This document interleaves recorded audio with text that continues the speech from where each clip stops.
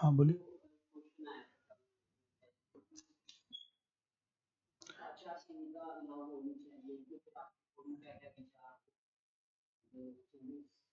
कोई बात नहीं, फ्राइडे को कॉपी दूंगा तो।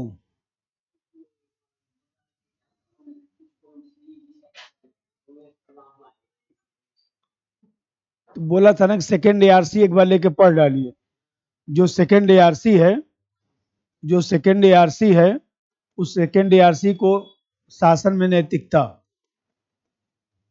शासन में नैतिकता,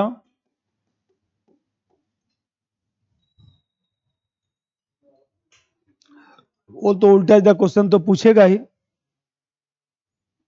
तो हम लोग को ये भी ध्यान रखना है कि उल्टा सीधा क्वेश्चन कुछ पूछे तो कम से कम कुछ किताब थोड़ा बहुत, वो किताब क्या है, वो तो मतलब सरकारी रिपोर्ट है, एक ही रिपोर्ट है, चौथा नंबर पार्ट होगा मेरी समझ से, पार्ट 4 होगा। पढ़ लेते तो ठीक रहता। वैसे मैं जितना काम का चीजें पढ़ा दूंगा क्योंकि टाइम, कुछ नहीं यूपी के लिए, कुछ नहीं यूपी के लिए तो काफी है इतना ही। चलिए कोई बात नहीं। इसमें मैं बता रहा था, एटीट्यूड बता रहा था, थोड़ा सा 4 लाइन पहले बोल दूं जिससे समझ में बात आए। देखिए एटीट्यूड का मतलब है कि एक मनोवैज्ञानिक दशा कह सकते हैं। मनोवैज्ञानिक दशा का मतलब यह है कि समाज में कोई घटना घटता है या कुछ ही किसी विषय पर हम लोग जो है, किसी विषय पर हम लोग चर्चा करते हैं, तो ऐसी दशा में उसके प्रति जो है नकारात्मक और सकारात्मक जो भाव रखा जाता है, उसी चीज को हम लोग कह देते हैं कि ये जो है एक प्रकार से एटीट्यूड है। जैसे मान लीजिए किसी को क्रिकेट पसंद आता है तो क्रिकेट के प्रति जो है सकारात्मक भाव रखता है। किसी को मान लीजिए जातिवाद और धर्म में बहुत मजा आता है तो देखिए उसके प्रति सकारात्मक भाव रखता है। किसी को पश्चिमी संस्कृति के प्रति अच्छा लगता है तो उसके प्रति सकारात्मक भाव है। तो ये जो हम लोग अभिव्यक्ति करते हैं, इसी अभिव्यक्ति को हम लोग जो है एटीट्यूड कह देते हैं। तो कल मैं उस दिन बता रहा था कि जैसे ये जो एटीट्यूड होता है, एक प्रकार से जो है मनोदशा कह सकते हैं कि ये मनोदशा है। किसी चीज पर जो है एक मनोदशा कह सकते हैं। और उस दिन मैं बताया था कि इसमें 3 बातें होती हैं, लिखिए मत क्योंकि मैं तो थोड़ा सा बता के बस आगे बढ़ूंगा ना, क्योंकि समझ में भी तो आए, उस दिन जो बता चुका था तो उसका आप लोग फोटो शेयर करा लीजिएगा, करा के लिख लीजिएगा। तो ये जो मनोदशा है, इस मनोदशा में 3 चीजें पाई जाती हैं, ए, बी और सी। इफेक्टिव कंपोनेंट और जो है बिहेवियरल और जो है कॉग्निटिव।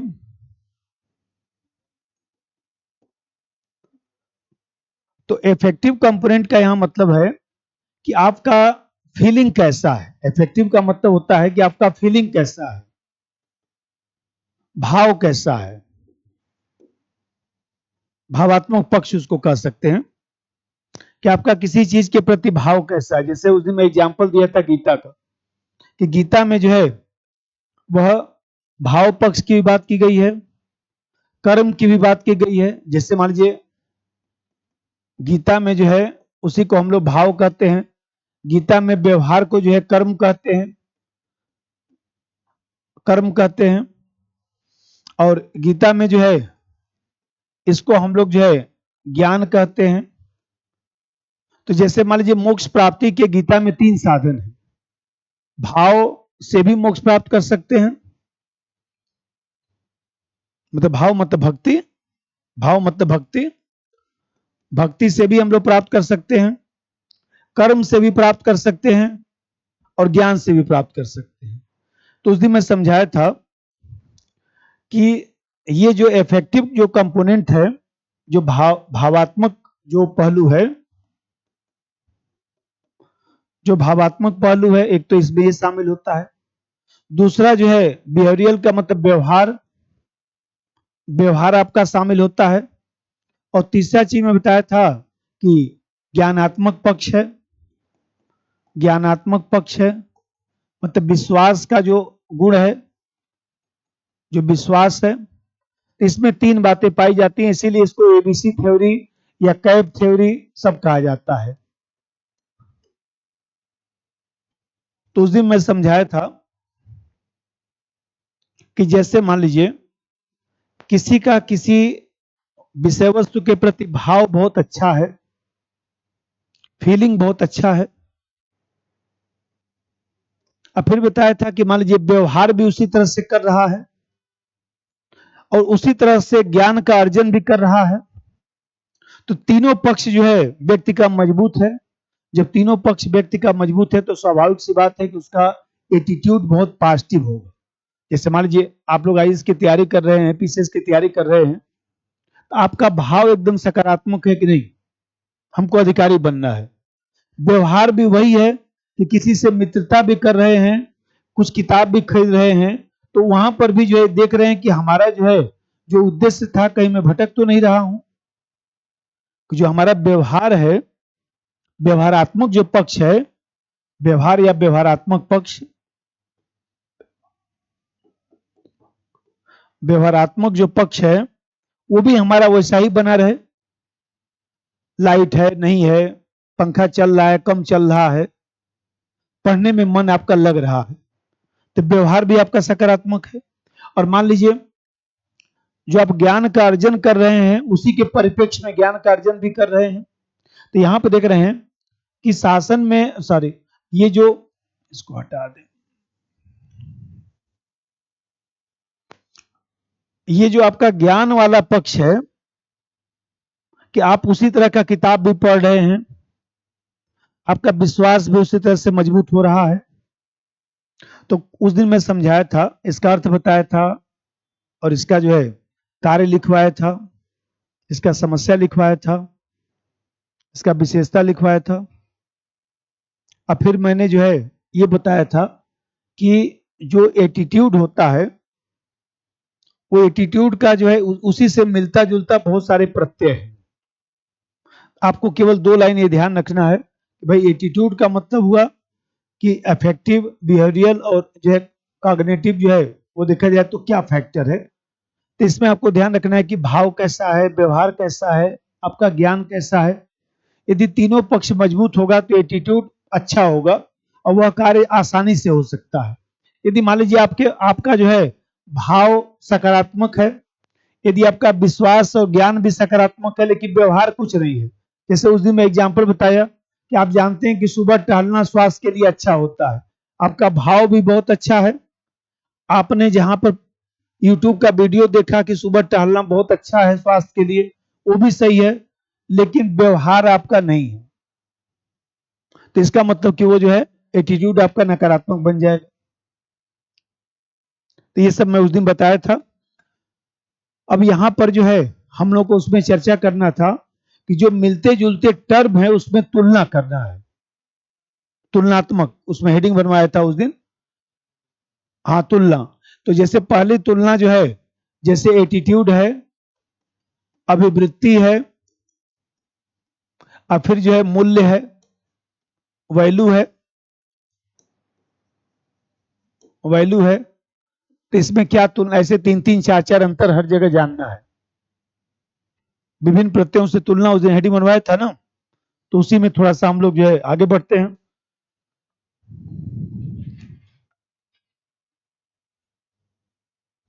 अब जैसे देखिए ये जो भाव पक्ष है, क्योंकि इसी से जोड़ूंगा ना, ये जो भाव पक्ष है यह अप्रत्यक्ष है।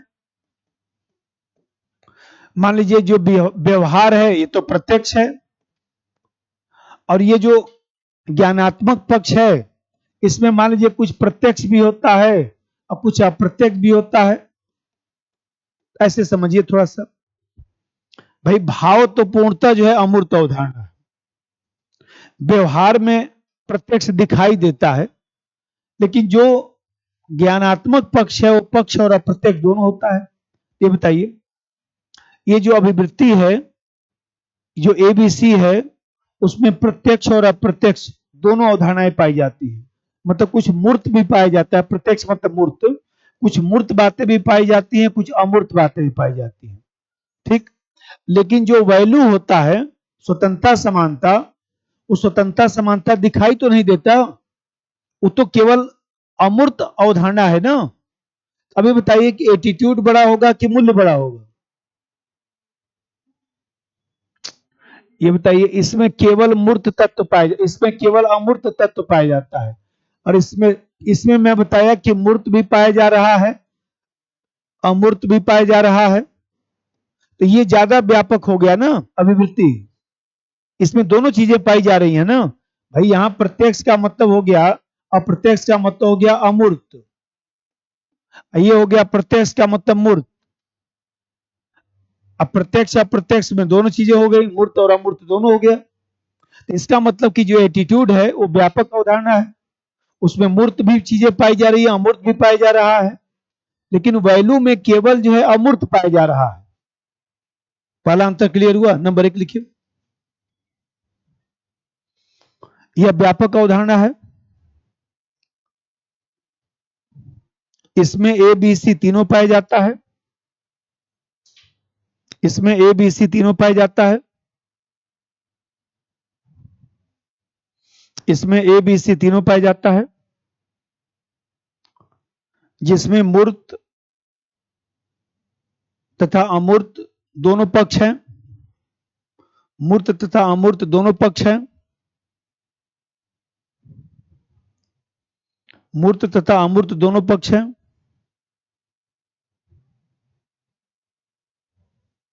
और इधर यह संकीर्ण अवधारणा है, यह संकीर्ण अवधारणा है, जिसमें केवल अमूर्त पहलू पाया जाता है,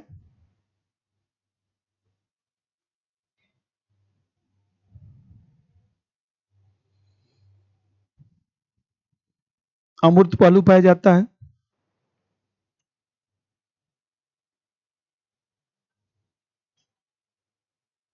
इसका मतलब आप देख रहे हैं कि यहां पर मूल्य में जो है सामान्यतः भाव का पक्ष है, मूल्यतः भाव का पक्ष है, इसीलिए हम लोग करते हैं कि मूल्य में अमूर्त तत्व ज्यादा है। दूसरा देखिए,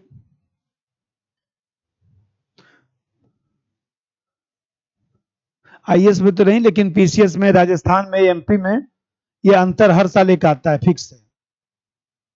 मतलब 2 क्वेश्चन रहते हैं अंतर वाले, तो वो थोड़ा सा आपको ध्यान रखना है। क्योंकि देखिए, अब जब इथिक्स पढ़ रहे हैं तो यहाँ पर ध्यान रखिए कि सिर्फ आईएएस वाला ही हम लोग नहीं पढ़ रहे हैं, आईएएस पीसीएस में जहां पर भी जो आता है सब पढ़ दिया जाएगा। मैं बताया था कुल मिला के 2.5 महीना ही लगता है, सब पढ़ दिया जाएगा। यूपी देने जाइए, चाहे मध्य प्रदेश देने जाइए, चाहे राजस्थान देने जाइए, हर जगह सब यही आता है। कहीं कुछ क्या है कि कुछ तथ्यात्मक आता है, जैसे अंतर वाला है, यूपी में हर साल आता है, राजस्थान में भी आता है, वो अंतर पूछता है। अब अंतर के लिए अलग थोड़ा जाएंगे यूपी पीसीएस के लिए इथिक्स पढ़ने के लिए। अब मान लीजिए पोल्ट्री यूपी पीसीएस के लिए पढ़ने के लिए अलग जाएंगे ना, कि पोल्ट्री यूपी पीसीएस के लिए अलग पढ़ाया जा रहा है। अरे हो गया, पढ़ लिए, सब तो पढ़ा दिया पीटी में, आप क्या पढ़ेंगे उसमें, और उसी को रिवीजन कर लीजिए, वही बहुत है। ऐसे ही इसको भी पढ़ा जाए, थोड़ा टाइम लगेगा, कोई बात नहीं। अब जैसे देखिए, जो अभिवृत्ति है, अभिवृत्ति जो है यथार्थ अवधारणा है, वास्तविक अवधारणा है। क्यों? जैसे मैं बताया कि किसी व्यक्ति का जो है किसी चीज के प्रति, ऐसे समझिए क्रिकेट के प्रति जो है भाव आपका अच्छा है, क्रिकेट के प्रति आपका ज्ञान भी उसी तरह का, विश्वास भी उसी तरह से है। तो जब उस दिन वर्ल्ड कप हो रहा था तो देखिए सब लोग लग कर जो है समय निकाल कर देख लिए ना, कहीं भी रहे तो समय निकाल कर देख लिए। उस समय ज्यादा प्यास भी नहीं लगा, ज्यादा भूख भी नहीं लग रहा था, हमको लग रहा है। ये बताइए, उस समय जो मैच देख रहे थे तो आपका क्रिकेट देखने के प्रति भाव सकारात्मक, विश्वास भी सकारात्मक कि नहीं, राष्ट्र प्रेम की भावना थी कि नहीं, भारत को एकदम जिता देना है। अब फिर जो है आपका व्यवहार भी देखिए कितना अच्छा था। उस दिन जरा सा 3-4 घंटे जो मैच चला था, उस बीच का जरा सा सोचिएगा किस दिन बैठ के कि मैं कितना कंसंट्रेट होकर मैच देख रहा था। किसी से फोन से मैं बात भी ज्यादा नहीं किया उस दिन। किसी का फोन भी आ रहा था तो बोल देता था बाद में फोन करिएगा, थोड़ा सा रुकिए, मैच देख रहा हूं, आप भी देख लीजिए। अब फिर देखिए उस समय आपका कंसंट्रेशन भी कितना सही चल रहा था। तो ये बताइए यदि वैसा ही कंसंट्रेशन पढ़ाई में आ जाए जो उस दिन 3 घंटा देखने में आया था, तो सोचिए क्या से क्या हो जाए। अब जैसे समझिएगा, तो ये बताइए एटीट्यूड तो एक प्रकार से यथार्थ हो गया ना। यथार्थ हो गया ना कि आपको जो है ज्यादा प्यास भी नहीं लगा, 4 बार पानी भी नहीं पिए होंगे, 2-4 बार बाथरूम भी नहीं गए होंगे, चाय भी नहीं पिए होंगे। गौर करिएगा, मैं बोल रहा हूं उसको, उस समय का घटनाक्रम 3-4 घंटे का याद करिए कि एकदम आप जो है कंसंट्रेट हो गए जो भी मोबाइल या टीवी पर जो देख रहे थे। तो वह यथार्थ अवधारणा है। ये देख रहे हैं कि यह यथार्थ अवधारणा है। ठीक, यह जो यथार्थ अवधारणा है। और जो मूल्य है आदर्शवादी है। नंबर 2, यह यथार्थवादी अवधारणा है। यथार्थवादी आबलिक वास्तविक अवधारणा है। यथार्थवादी आबलिक वास्तविक अवधारणा है।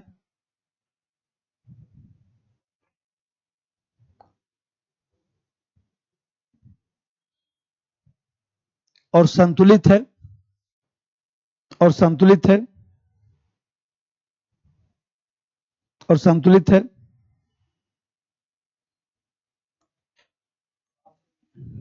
संतुलित, बैलेंस्ड है ना। वही बताया कि आपको खिड़की, जैसे मान लीजिए वो जो मैच वाला एग्जाम्पल मैं दे रहा हूं, उस समय आप देखिए कितना आप संतुलित थे। संतुलित का मतलब व्यवहार और ये विश्वास, ये सब आपस में मिलकर संतुलन बन रहा है। और ये बताइए अब यहां पर जैसा मूल्य में वैल्यू में चले जाइए। वैल्यू में मैं बताया कि ये तो आदर्शवादी अवधारणा है, केवल भावात्मक जो पक्ष है, जो अफेक्टिव कंपोनेंट है उसको रखता है। इधर ले दीजिए, यह आदर्शवादी अवधारणा है क्योंकि इसमें केवल भावात्मक पक्ष, क्योंकि इसमें केवल भावात्मक पक्ष ज्यादा दिखाई देता है।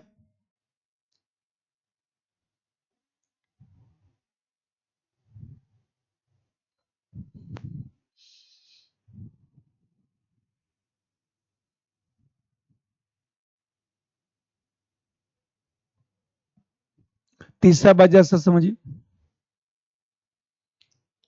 भाई, हमें कहते हैं जैसे जो एटीट्यूड आपका है, वह एटीट्यूड जो है किसी वस्तु के प्रति, किसी घटना के प्रति, किसी विषय के प्रति, सबके प्रति ये दिखाई देता है ना।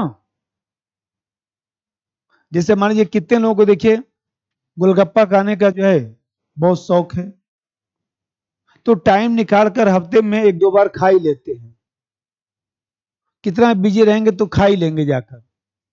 तो आप देख रहे हैं कि कोई घटना हुआ, वस्तु हुआ, उसके प्रति जो है यदि आपका ये एटीट्यूड पॉजिटिव है तो आप जो है समय निकाल लेते हैं। तो किसी वस्तु के प्रति भी हो सकता है, किसी विचार के प्रति भी हो सकता है, घटना के प्रति भी हो सकता है, विषय के प्रति भी हो सकता है। इसका डायमेंशन बहुत ज्यादा है क्योंकि इसमें विषय भी आ गया, घटना भी आ गया, परिस्थिति भी आ गया, तमाम चीजें आ गई हैं। और जबकि मूल्य जो है, मूल्य कोई वस्तु थोड़े ना है, मूल्य कोई घटना थोड़े ना है, मूल्य तो एक तरह से विचार है। इसका डायमेंशन भी बहुत सीमित है, इसका डायमेंशन ज्यादा है। नंबर 3, किसी विशेष वस्तु, किसी विशेष वस्तु, घटना, किसी विशेष वस्तु आबलिक घटना आबलिक विषय के संदर्भ में दिखाई देता है।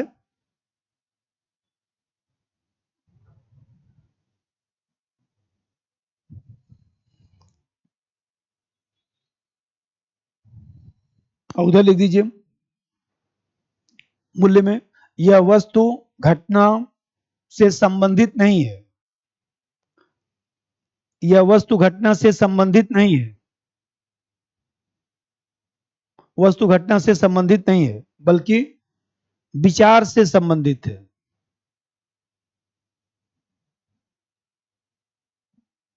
विचार से संबंधित है।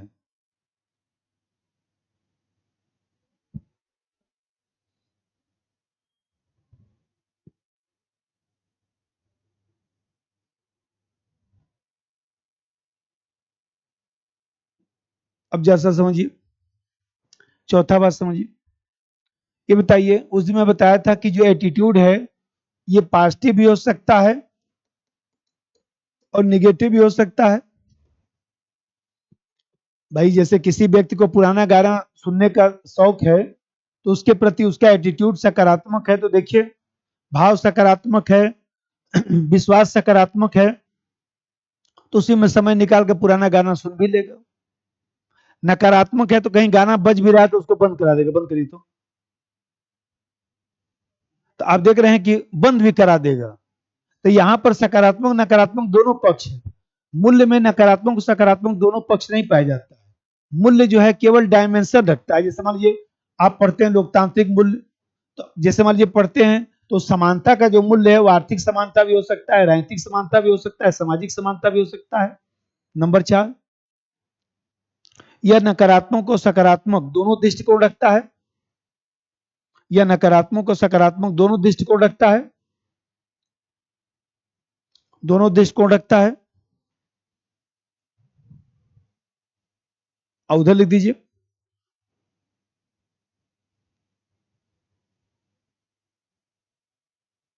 इसका संबंध सामान्य पहलुओं से है। इसका संबंध सामान्य पहलुओं से है। इसका संबंध सामान्य पहलुओं से है, जो बहुआयामी स्वरूप रखता है। जो बहुआयामी स्वरूप रखता है। जो बहुआयामी स्वरूप रखता है।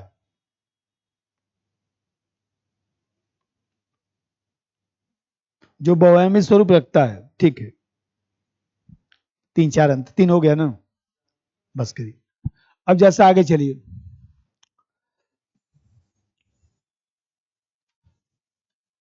जैसे मान लीजिए एक टर्म आता है, एक तो हो गया एटीट्यूड,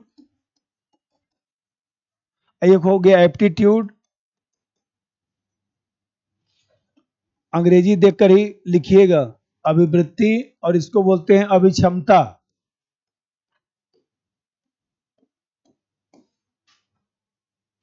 अभिक्षमता, अभिवृत्ति, और ये हो गया अभिक्षमता, एप्टीट्यूड।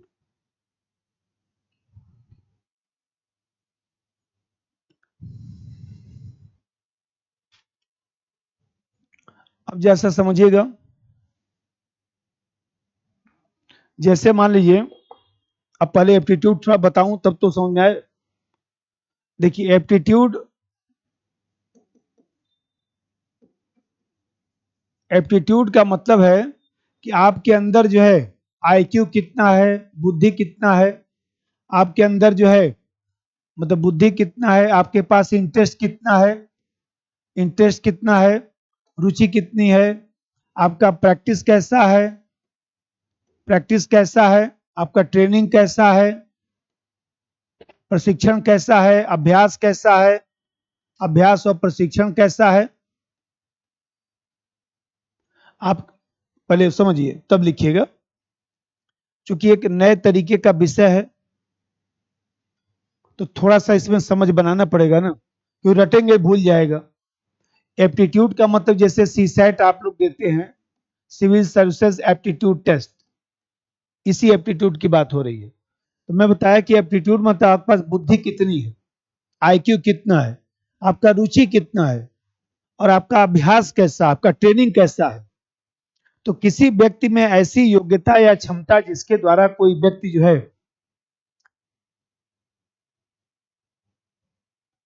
विशेष कार्य को कर देता है या किसी विशेष कार्य को करने में सक्षम हो जाता है। भाई हमें कहते हैं कि बुद्धि तो जन्मजात है, भगवान ने भेजा तो बुद्धि देकर भेजा, थोड़ा बादाम बादाम दूध दूध पी लिए तो 1-2 पॉइंट बढ़ जाएगा, बाकी ज्यादा बढ़ना उड़ना है नहीं। तो यहाँ बुद्धि तो आपका जो है लगभग स्थिर ही रहेगा। यदि भगवान ने 125 दिया है तो ज्यादा मेहनत करेंगे तो 126-27 हो जाएगा, इससे ज्यादा बनना बिगड़ना नहीं है, सब जो है रिसर्च में बता दिया गया है। अब रिसर्च वाले ये नहीं बताते हैं कि भाई हम लोग कैसे आया। अब भगवान जी जब बुद्धि बांट रहे थे तो पीछे वाली लाइन में रहे, अब जो बचा सो मिला, अब क्या किया जाए। तो मान लीजिए जो भी है, जैसे हम घर पे बच्चा लोग बोलते हैं कि भाई देखो, कोई मान लीजिए बोलता है कि थोड़ा हमको लगता है कि हमारा आईक्यू कम है, कोई बात है, पीछे लाइन में थे तो पहले खड़ा होना चाहिए था ना आगे। जब वहां भगवान जी बांट रहे थे तुम एकदम पीछे खड़े थे, अभी नहीं कि आगे पहुंच जाए थोड़ा। तो यहाँ पर ये तो बदल नहीं सकता, अब जो आ गया सो आ गया अपने, लेकिन जो रुचि है वो तो बदल सकता है ना, जो अभ्यास है वो तो हम कर सकते हैं ना।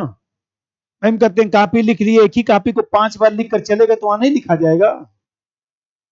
तो यहाँ पर ये तो हम लोग के बस की बात है ना। यदि किसी के पास ये कम भी है, ये ज्यादा है, ये ज्यादा तब भी सिलेक्शन हो जाना है, और किसी के पास ये बहुत ज्यादा है और ये एकदम नहीं है तो समझिए नहीं होगा, बुद्धि उनका रखा ही रह जाएगा, क्योंकि बिना प्रैक्टिस के तो हो नहीं पाएगा ना। इसका मतलब ये हुआ, इसको अभिक्षमता बोलते हैं, अभिक्षमता, ठीक है। तो आप देख रहे हैं कि इसमें जो आईक्यू वाला पक्ष है वो जन्मजात है, आईक्यू का पक्ष जन्मजात है, इसमें ज्यादा आप कुछ कर नहीं। जैसे मान लीजिए, सुनते रहिएगा थोड़ा सा, अच्छा गायक बनने के लिए आपके पास जो है बुद्धि तो ऐसी होनी चाहिए ना कि गाना में उतार चढ़ाव कब आएगा कि एक सुर में गाएंगे। जैसे हम लोग मान लीजिए गाते हैं तो एक सुर में गाते हैं, क्योंकि हम लोग के पास उतना उतार चढ़ाव तो नहीं। ठीक है, कभी 6 महीना साल भर पर मान लीजिए गा दिए, दूसरी बात है, लेकिन यहाँ पर जो बुद्धि है, जो रुचि है, अभ्यास है, तीनों का होना जरूरी है, तभी आप अच्छा गायक बन सकते हैं। लेकिन एक लिमिट तक आपकी बुद्धि होनी चाहिए। अब मान लीजिए बुद्धि आपका 80 पॉइंट ही है, तब अच्छा गायक कैसे बन सकते हैं? कम से कम 100 के आसपास हो, 100 तो कम बता रहा हूं, मतलब कि 115 प्लस हो, तभी आप कर सकते हैं। और सामान्य रूप से व्यक्ति, जैसे आप लोग सब लोग बैठे हुए हैं, तो सामान्य रूप से आप लोगों की बुद्धि 110 115 से ऊपर ही है, उससे कम नहीं है। तो ये मान के चलिए कि उससे कम बुद्धि नहीं है। अब समस्या यह है कि आप जानते हैं भाई आइंस्टीन भी था, तो आइंस्टीन की बुद्धि जो है ये माना जाता है कि 140 के आसपास, 140 उसका बुद्धि था, 140। अब 140 था, तब जानते हैं कि बहुत ज्यादा यदि आईक्यू किसी के पास है तो सामान्यतः ये माना जाता है कि वो घूम जाता है। वो घूम जाता है, क्यों घूम जाता है? क्योंकि इतना ज्यादा जो बुद्धि भगवान ने उसको आईक्यू दे रखा है, उसको संभाल नहीं पाता है वो, अब कुछ ना कुछ घूम ही जाएगा वो। इसीलिए कहा जहां रामानुज, तो ऐसे लोग जो है वो ज्यादा बुद्धि रख के फिर उनका जो है उनके सामान्य उनका जीवन नहीं चल सकता है, क्योंकि बर्दाश्त ही नहीं कर पाएंगे।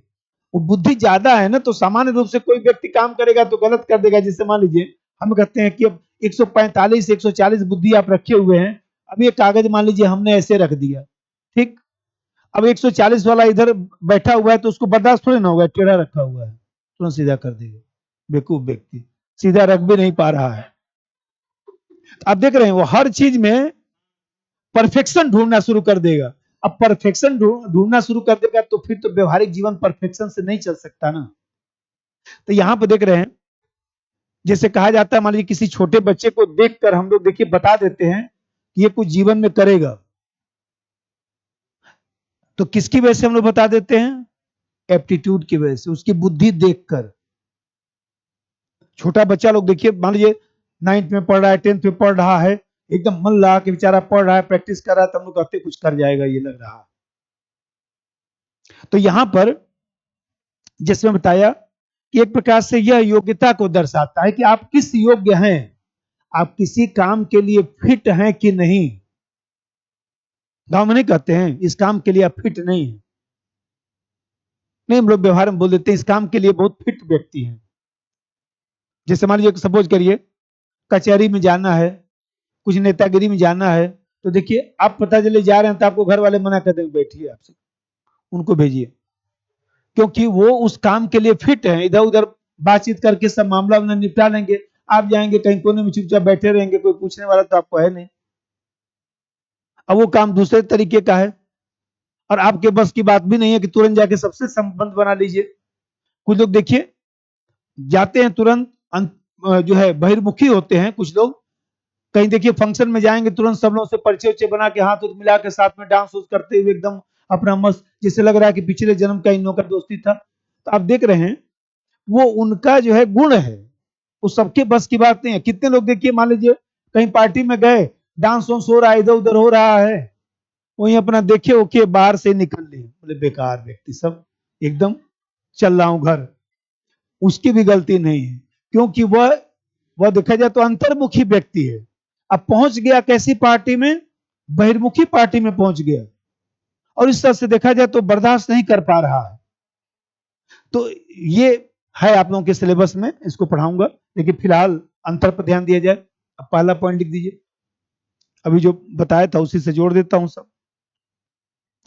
नंबर 1 लिख दीजिए, इसमें ए बी सी तीनों तत्व पाया जाता है, इसमें ए बी सी तीनों तत्व पाया जाता है।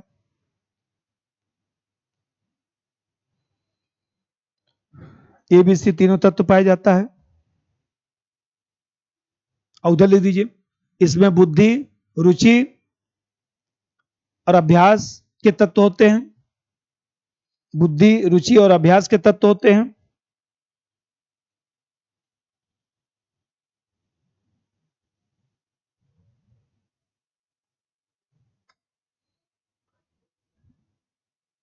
अब जा देखिए, उस दिन बताया था कि एटीट्यूड में आप सीख सकते हैं ना। अरे भैया मैं कहते हैं किसी चीज के प्रति भाव आपका नकारात्मक है, सकारात्मक बना सकते हैं कुछ। मान लीजिए व्यवहार कर सकते हैं, ज्ञान का अर्जन कर सकते हैं। एटीट्यूड समाज में सीखा जा सकता है, समाज में रहकर जो है एटीट्यूड अर्जित किया जा सकता है, क्योंकि कहीं ना कहीं जो है इसमें बहुत, इसमें जितने भी पक्ष हैं सब पक्षों में से अधिकांश पक्ष हम लोग सीख सकते हैं। नंबर 2, समाज में रहकर इसे अर्जित किया जा सकता है, समाज में रहकर इसे अर्जित किया जा सकता है, क्योंकि व्यवहारिक पहलुओं पर आधारित है, व्यवहारिक पहलुओं पर आधारित है।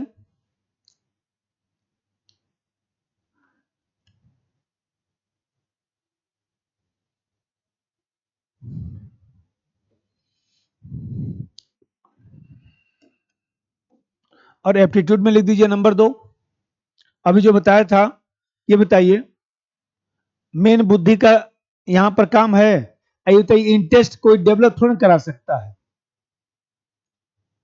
जुनून आपके भीतर आप ही पैदा कर सकते हैं। मोटिवेशनल वीडियो से कितना देर जुनून आता है,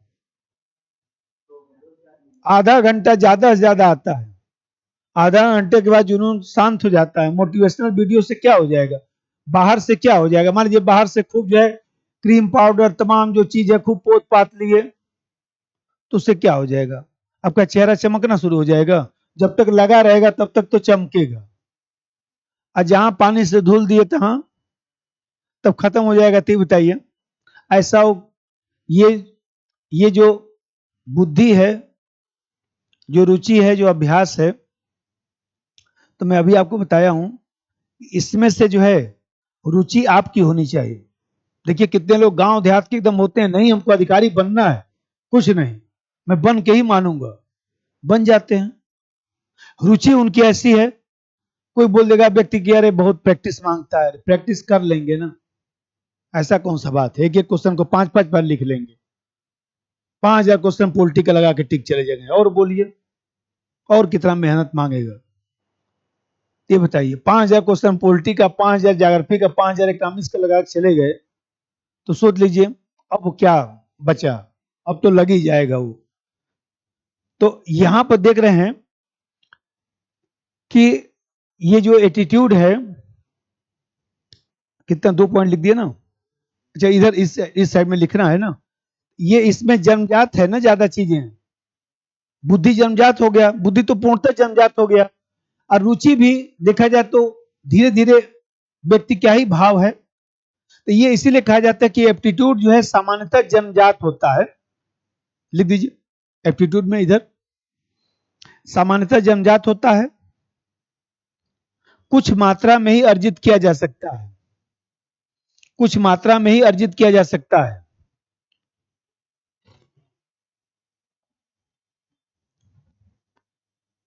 क्योंकि बुद्धि जन्म से ही होती है।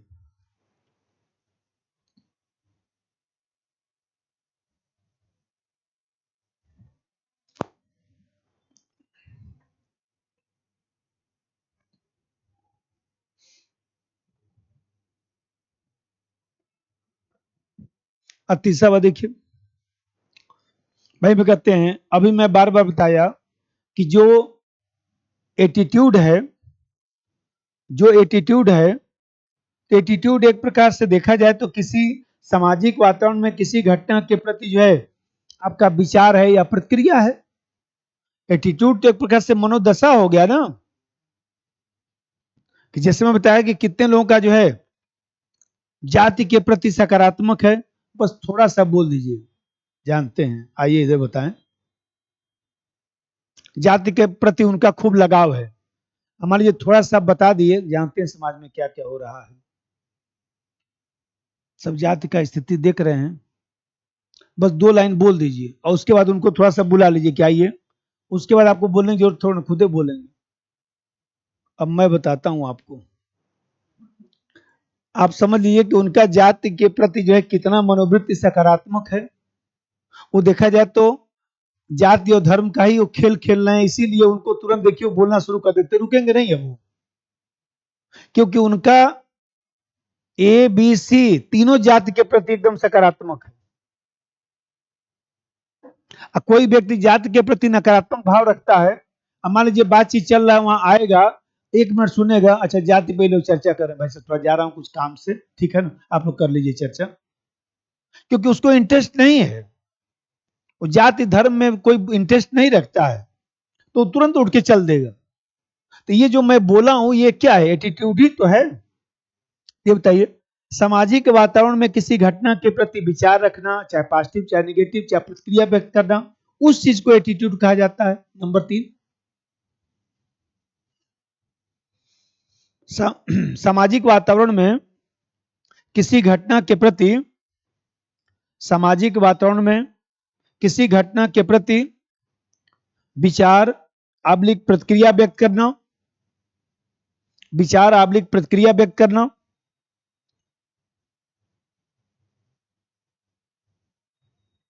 विचार आब्लिक प्रतिक्रिया व्यक्त करना,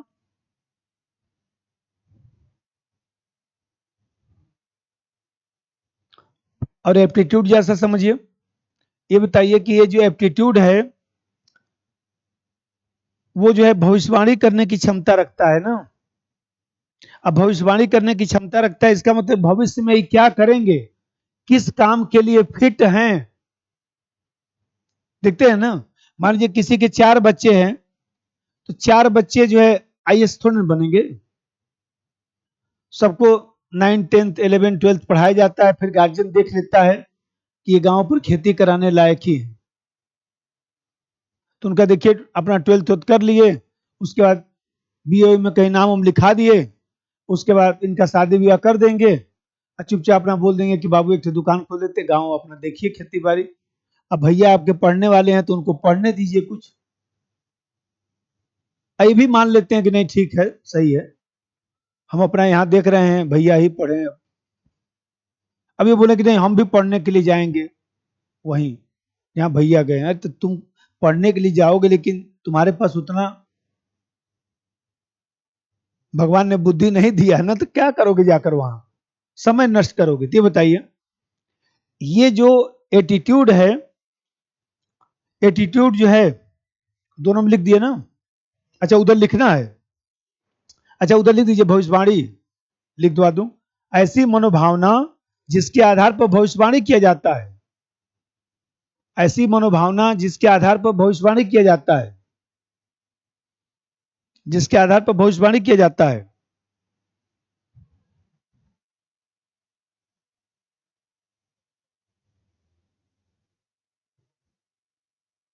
जैसे भविष्य में व्यक्ति क्या करेगा,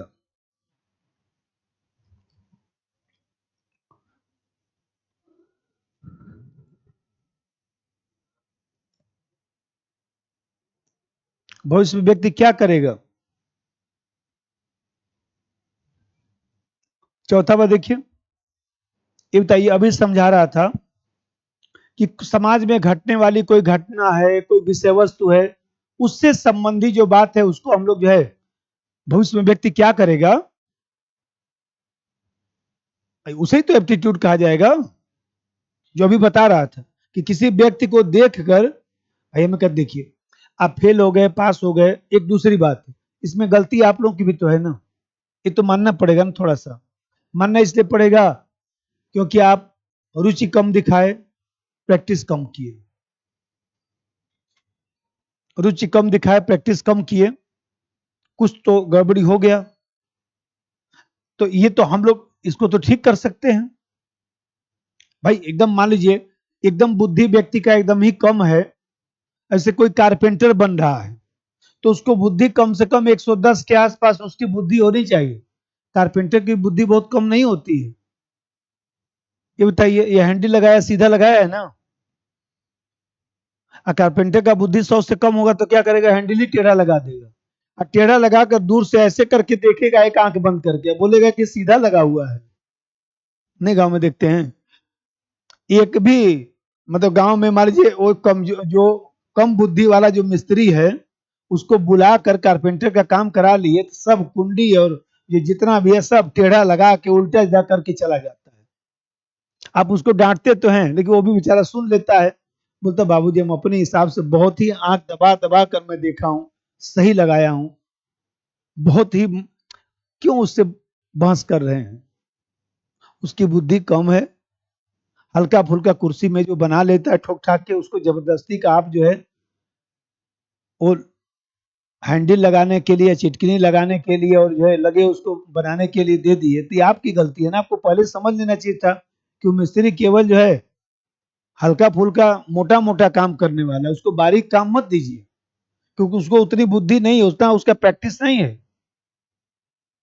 झूठ मूठ का उसके चक्कर में आप इतना पैसा फंसा दिए। क्लियर हुआ? क्योंकि जब इतना तो बुद्धि चाहिए कि वो सीधा समझ सके कि सीधा है कि टेढ़ा, जब इतना ही नहीं समझ पा रहा है तब कैसे वो काम कर पाएगा।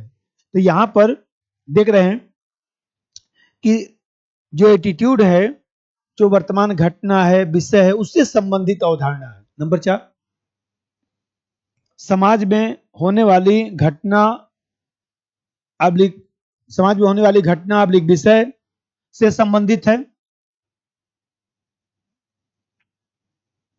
विषय से संबंधित है।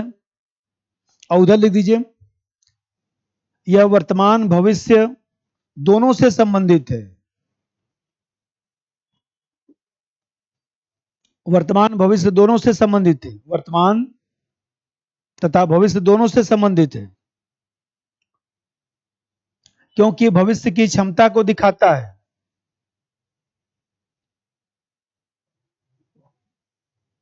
क्योंकि भविष्य की क्षमता को दिखाता है, क्योंकि भविष्य की क्षमता को दिखाता है।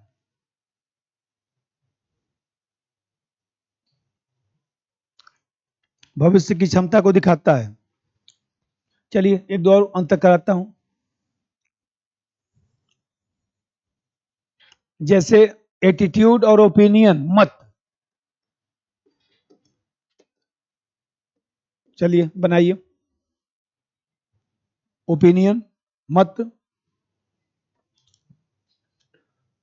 और एप्टीट्यूड और एटीट्यूड वाला ही ज्यादा पूछता है, लेकिन फिर भी जो जो मिलता जुलता है कर लिया जाए।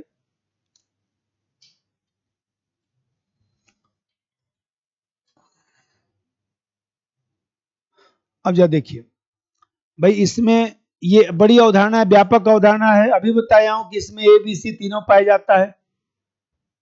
और यह जो मत है वो छोटी अवधारणा है ना। भाई हम कहते हैं कि आपका क्या मत है, आपका क्या ओपिनियन है, ये बताइए। जितना आप ज्ञान रखते हैं, जितना जानते हैं कि उसी के हिसाब से तो बताएंगे। और ओपिनियन गलत भी तो हो सकता है, जो जैसे ओपिनियन पोल गलत हो गया, तो ओपिनियन पोल गलत हो गया तो उससे क्या बना बिगड़ा, कोई केस हुआ?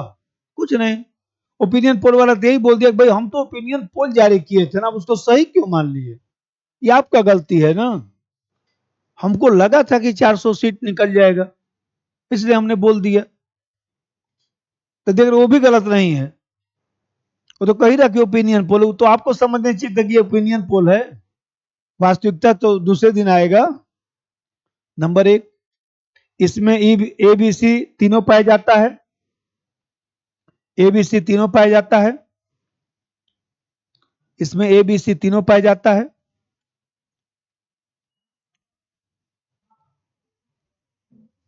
ए बी सी तीनों पाया जाता है, अतः व्यापक अवधारणा है।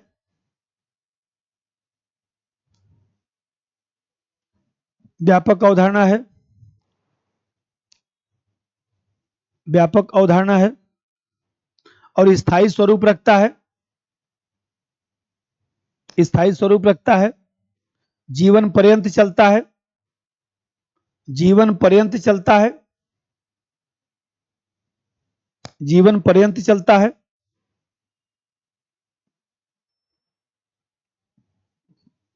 जीवन पर्यंत चलता है। भाई एक बार आपका एटीट्यूड जो है, एक बार आपका एटीट्यूड जो है यदि पॉजिटिव बन गया है, एटीट्यूड ये पॉजिटिव बन गया है, तो आपको कोई दिक्कत की बात थोड़ी ना है। भाई देखिए कितने लोग होते हैं, भाव भाव उनका हमेशा सकारात्मक रहेगा। कोई काम करेंगे तो अच्छा से करेंगे, नकारात्मक भाव लेकर नहीं करेंगे। ठीक है, कोई बात नहीं, लग जाएगा, 1-2 साल लग जाएगा, अब तो करके ही मानूंगा। व्यवहार भी देखिए, व्यवस्थित तरीके से अपना काम करेंगे, उसी परिप्रेक्ष्य में ज्ञान भी अर्जित करेंगे। एक बार केवल एटीट्यूड सही रखने की जरूरत है, बाकी सब काम हो जाता है। तभी तो कहा जाता है एटीट्यूड मत गलत रखिए, एटीट्यूड को गलत मत करिए। अब ये बताइए, ये मत जो बहुत सीमित हो गया ना, ओपिनियन तो बहुत सीमित अवधारणा, संकीर्ण अवधारणा हो गया ना। इसमें तो यह कि विश्वास करिए, ये रखिए विश्वास करिए। तो विश्वास करेंगे तभी ना विश्वासघात होगा, विश्वास करेंगे तभी ना विश्वासघात होता है। जब विश्वास ही नहीं करेंगे तो विश्वासघात कैसा? लिख दीजिए इधर, यह संकीर्ण अवधारणा है। इसमें मत में लिखिए, यह संकीर्ण अवधारणा है, इसमें केवल विश्वास आबलिक ज्ञान का तत्व पाया जाता है। इसमें केवल विश्वास आबलिक ज्ञान का तत्व पाया जाता है।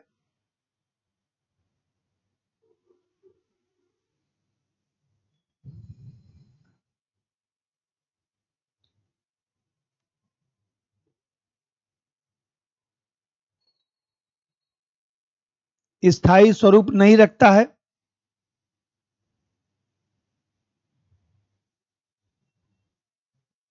स्थायी स्वरूप नहीं रखता है।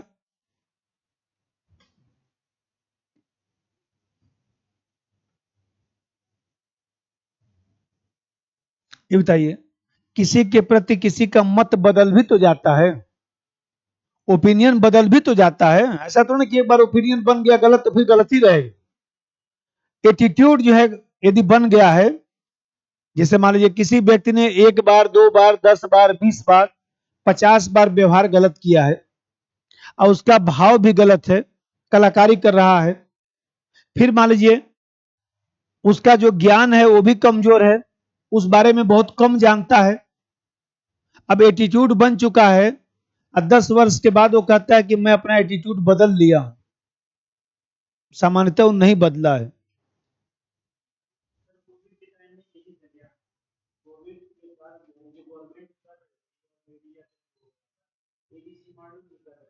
भाई है ही है, और क्या कि लोगों का ये बताइए भाव सकारात्मक हो कि भाई हमें कहते हैं, जैसे कितने लोग तो बेचारे इसलिए मर गए कोविड में वो घबरा गए कि हमको कोरोना हो गया और उसके चक्कर में निकल लिए। नहीं, कोरोना हो गया, जैसे हुआ क्या ना कि लोग घबरा जाते हैं ना एकदम। जैसे मान लीजिए, ऐसे समझिए कि डॉक्टर लोग हैं, अच्छा डॉक्टर है, देखिए आपका बहुत बड़ा भी बीमारी रहेगा तो इस तरह से नहीं। जैसे मान लीजिए किसी व्यक्ति को ऐसे समझिए कि हार्ट अटैक पड़ गया और उसको पता नहीं चला, ठीक, कभी कभी हार्ट अटैक पड़ता है तो पता भी नहीं चलता है, थोड़ा बहुत दर्द होता है हल्का फुल्का, फिर लगता है कि ऐसे ही दर्द हो गया होगा, गैस वैस बन गया होगा। अब पता लगे कि डॉक्टर के पास गया, डॉक्टर अचानक बोल दिया, जानते हैं आपको हल्का फुल्का दर्द हो रहा है ना यहाँ पर, बोलेगा हाँ हार्ट अटैक हो रहा है, बच नहीं पाएंगे, मुश्किल है। अब जल्दी से परिवार वालों को बोलिए क्या क्या करना है, बोल दीजिए जो भी समय बचा है 2-4 मिनट, वो मालूम 1 ही मिनट में मर जाएगा। अब किसी को हार्ट अटैक पड़ गया, अच्छा डॉक्टर देखिए क्या बोलता है, कुछ नहीं, सबके साथ होता है, रुकिए लेटिए अभी स्टंट लगा दूंगा सब सही हो जाएगा, परेशान मत होइए, ये लीजिए 3-4 गोली खाइए, तब तक ब्लड पतला हो जाएगा। बोलेगा अभी ठीक कर दूंगा, 1 घंटे में स्टंट लगा देता हूँ सही हो जाएगा, कुछ नहीं करना है, एकदम नॉर्मल। तो ये उसके ऊपर डिपेंड करता है ना कि इलाज में वो क्या कर रहा है। तो यहां पे देख रहे हैं, एक बात लिखे, 2 लिख दिए, तीसरा बात समझिए, नंबर 3, दोनों में दोनों लिख दिए ना। अब तीसरा बात इसको लिखवाएं इधर ना। अच्छा एक एक हुआ है तो क्यों दो बोल रहे हैं, कोई बात, तो दूसरा लिखना है ना, एक ही तो हुआ, एक इधर लिखिए एक उधर लिखे तो एक ही तो माना जाएगा। दूसरा बात समझिए, जैसे अभी बता रहा था कि एटीट्यूड का व्यवहार पर सीधा असर पड़ता है, क्योंकि इसमें आप देख रहे हैं कि अनुभव का तत्व है, इसमें जो व्यवहार है, इसमें जो व्यवहार है इसमें अनुभव भी है, इसमें विश्वास भी है, ज्ञान भी है, जो फीलिंग है, जो भाव है वो भी है। तो दूसरा बात यहां लिख दीजिए, इसका व्यवहार पर सीधा असर पड़ता है, क्योंकि इसमें व्यवहार आबलिक अनुभव का तत्व जुड़ा रहता है, वही एबीसी, इसमें व्यवहार आबलिक अनुभव का तत्व जुड़ा रहता है।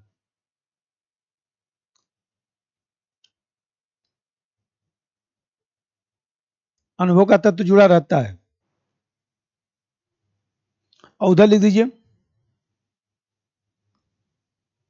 इसका व्यवहार पर कम प्रभाव पड़ता है, इसका व्यवहार पर कम प्रभाव पड़ता है, क्योंकि मत में अनुभवात्मक पक्ष कमजोर होता है, मत में अनुभवात्मक पक्ष कमजोर होता है।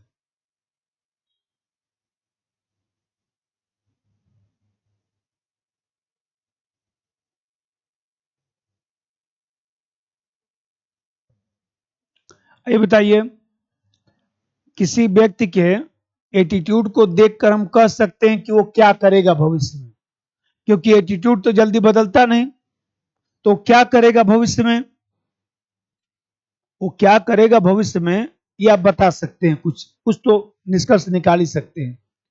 मत को देखकर आप निष्कर्ष नहीं निकाल सकते हैं, मत को जानकर जो है आप अनुमान जो है नहीं लगा सकते हैं, क्योंकि मत जो है अस्थाई है, मत तो बहुत कमजोर है। ओपिनियन का क्या मतलब है, आप ओपिनियन, मैं ओपिनियन बना लिया हूं, जैसे कोई व्यक्ति कहता है, जैसे मान लीजिए आप ही लोग 1 बार 2 बार 3 बार फेल हो गए, 4 बार फेल हो गए, तो गांव के लोग जो है ओपिनियन बना लेते हैं।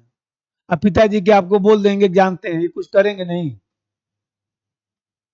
पिताजी बोलेंगे क्यों, अरे समझिए बात को, हम समझ गए, ये कुछ नहीं कर पाएंगे, वो मत बना रहे हैं।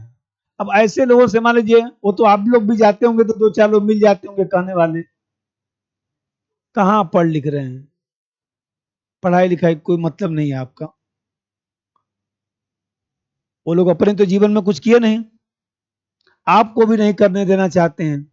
गांव में समस्या उसकी नहीं है, गांव की समस्या दूसरी रहती है। गांव में अपने दुख से लोग कम परेशान हैं दूसरे के आगे बढ़ने से ज्यादा परेशान हो चलते हैं, इसलिए उनको बहुत ज्यादा कष्ट होता है कि हमारा बच्चा तो कुछ नहीं बना, हम तो कुछ बने नहीं, दूसरा भी न बनने पाए। कुछ ऐसा करो कि वो भी हमारे बराबर ही रहे, जिससे मामला कुछ इधर उधर ना होने पाए।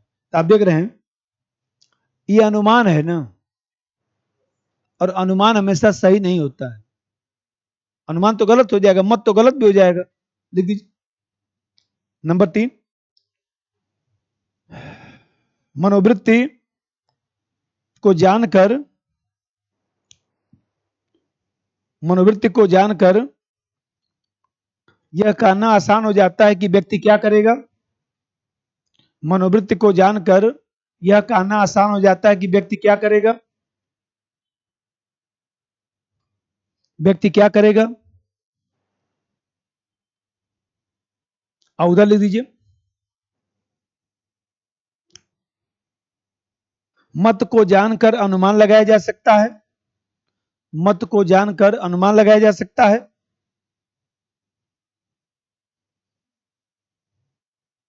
मत को जानकर अनुमान लगाया जा सकता है, और अनुमान गलत भी हो सकता है। अनुमान गलत भी हो सकता है।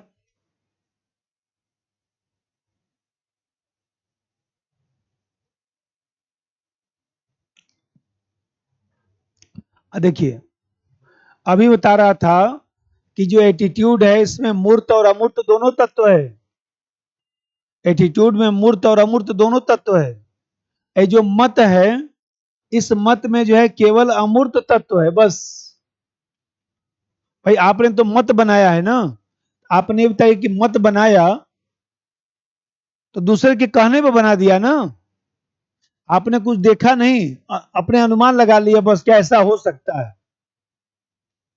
ये काफी कमजोर होता है ना, ये तो काफी मजबूत है ना, क्योंकि व्यवहार को भी यहां पर देखा जा रहा है, यहां ज्ञान को भी, विश्वास को भी देखा जा रहा है, भाव को भी देखा जा रहा है। नंबर 4, मनोवृत्ति के निर्माण में मूर्त और अमूर्त दोनों पक्षों की भूमिका होती है।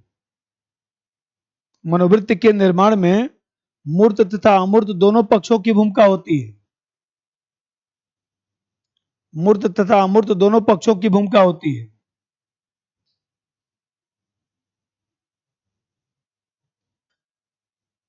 और उधर लिख दीजिए, मत के निर्माण में केवल अमूर्त तत्व की भूमिका होती है। मत के निर्माण में केवल अमूर्त तत्व की भूमिका होती है।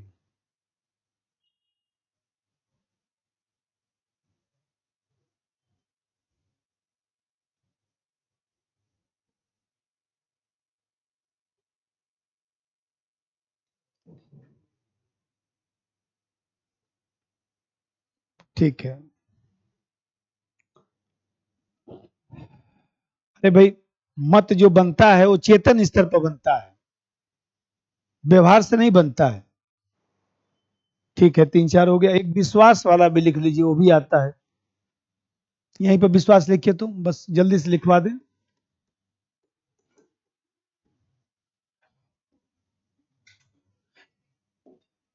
कि जो बिलीव है और जो एटीट्यूड है उसमें क्या डिफरेंस है, ये बताइए।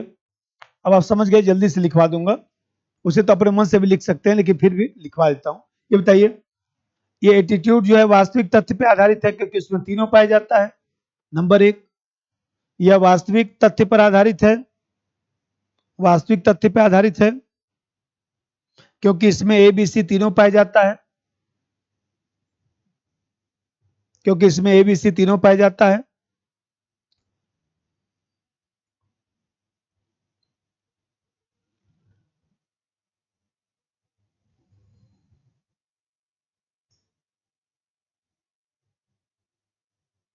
ये बताइए कि हम लोग कहते हैं विश्वास करिए हमारे ऊपर। जैसे मान लीजिए विश्वास होता है ना, कि हमारे ऊपर विश्वास करिए, तो विश्वास करिए तो उसी विश्वास में तो विश्वासघात हो जाता है। तो वास्तविक तथ्य पे आधारित थोड़ी ना हुआ, ये तो काल्पनिक पहलू पर है ना। मैं कह रहा हूं ना, नहीं आप कहिए मत, आप हमको बताइए कि क्या क्या करेंगे। भाई जैसे हम लोग पढ़ाते हैं, कहीं भी आप लोग जाते हैं पढ़ने के लिए, मैं क्या बोलता पहले 4-5 दिन पढ़ लीजिए, पता उता कर लीजिए, पढ़ाएंगे कोर्स खत्म करेंगे कि आधा अधूरा ऐसे ही झिलाएंगे। क्योंकि उनका एटीट्यूड यदि बन गया है केवल खाना पूर्ति का, तो सुधरेंगे नहीं, वो तो उड़ाएंगे ही, मानेंगे थोड़े ना। तो यहां पर ये बताइए, ये जो अभी बताया, ये विश्वास जो है किसी वास्तविक तथ्य पे आधारित नहीं, कल्पना पे आधारित होता है। अब विश्वास में व्यवहार होगा, व्यवहार तो है ही नहीं है। और जहां व्यवहार ही नहीं है तो बहुत कमजोर हो गया ना, ज्यादा ये पाया जाएगा और सी पाया जाएगा। बिना व्यवहार को देखकर कैसे हम पता कर लें। उधर लिख दीजिए, वास्तविक तथ्य पर, वास्तविक तथ्य पर, वास्तविक तथ्य पे आधारित नहीं होता,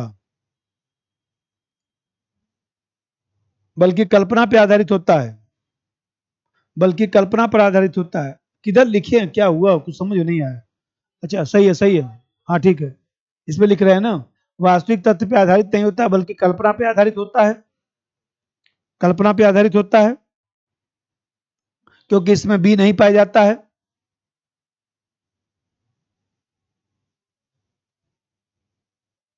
इसमें बी नहीं पाया जाता है।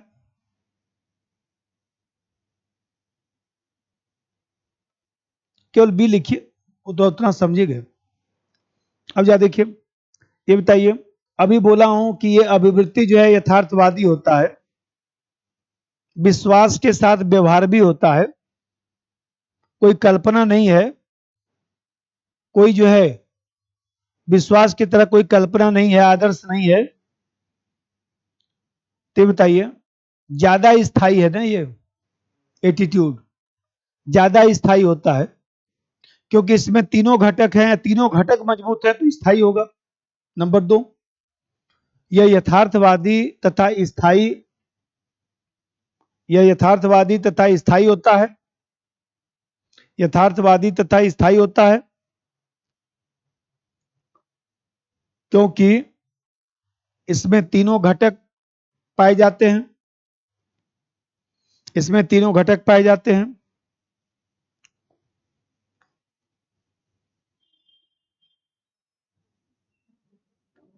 अब विश्वास में लिख दीजिए,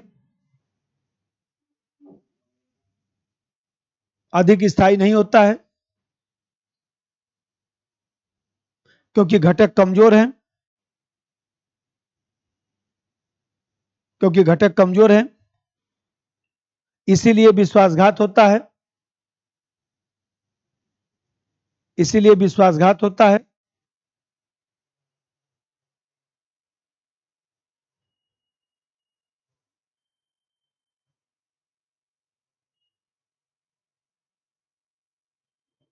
इसीलिए विश्वासघात होता है।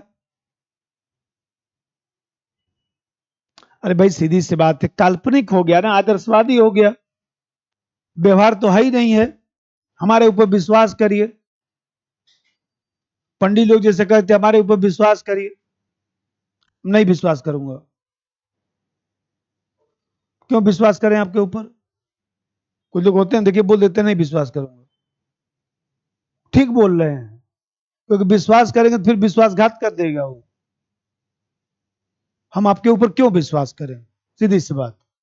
क्यों ना हम तर्क करें, तर्क करने में भलाई है ना, तर्क करने में ये भलाई है कि कम से कम हमारे साथ धोखा तो नहीं होगा। हम जांच परख कर लेंगे ना, तर्क कर लेंगे तो हमारी बुद्धि तो संतुष्ट होनी चाहिए। विश्वास करिए, मैं बोल रहा हूं नहीं विश्वास करूंगा, इसीलिए ये विश्वासघात होता है। ये जो तमाम समाज में विश्वासघात होता है ना, वो इसीलिए होता है क्योंकि लोग व्यवहार नहीं देखते, भाव में चले जाते हैं, एकदम भाव और विश्वास कर लेते हैं, और इस तरह से जो है वह जो ज्ञानात्मक पक्ष है ऐसा आवरण बना दिया जाता है कि आपको लगता है बस इनके पास ही ज्ञान है और उन्हीं के प्रति भाव रख लिए, व्यवहार तो देखे नहीं। 10 दिन 5 दिन साथ में मान लीजिए रहे होते, पढ़े होते, कुछ जाने होते तो कुछ व्यवहार पता चला होता, व्यवहार पता चलता नहीं। अब जरा देखिए, ये वास्तविकता के नजदीक है ना भाई। सकारात्मक मनोवृत्ति यदि है तो आप तर्कसंगत व्यवहार करते हैं ना। जैसे मान लीजिए सूर्य एक तारा है, सही बात है, सूर्य एक तारा है। आपका एटीट्यूड बन गया कि सूर्य एक तारा है, तो आप खोज अनुसंधान करते हैं ना कि सूर्य कैसे एक तारा है। तो एटीट्यूड में आप खोज अनुसंधान करेंगे क्योंकि व्यवहार भी आपका शामिल है। अब विश्वास करिए कि सूर्य एक तारा है, विश्वास कर लीजिए कि सूर्य एक तारा है, तो खोज अनुसंधान आप नहीं करेंगे। तो खोज अनुसंधान नहीं करेंगे तो फिर तो गड़बड़ हो जाएगा। लिख दीजिए नंबर 3, यह वास्तविकता के नजदीक है। एटीट्यूड में यह वास्तविकता के नजदीक है, अतः सकारात्मक होने पर व्यक्ति तर्कसंगत व्यवहार करता है। सकारात्मक होने पर व्यक्ति तर्कसंगत व्यवहार करता है, तर्कसंगत व्यवहार करता है। जैसे सूर्य एक तारा है, जैसे सूर्य एक तारा है, मनोवृत्ति बन जाने पर, सूर्य एक तारा है, मनोवृत्ति बन जाने पर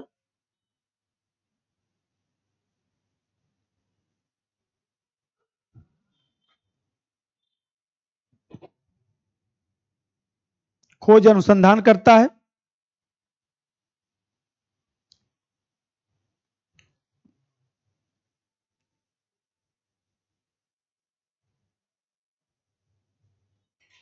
अब बताइए भाई, यहां व्यवहार का मतलब क्रियात्मक पक्ष, यहां व्यवहार का मतलब क्या, क्रियात्मक पक्ष।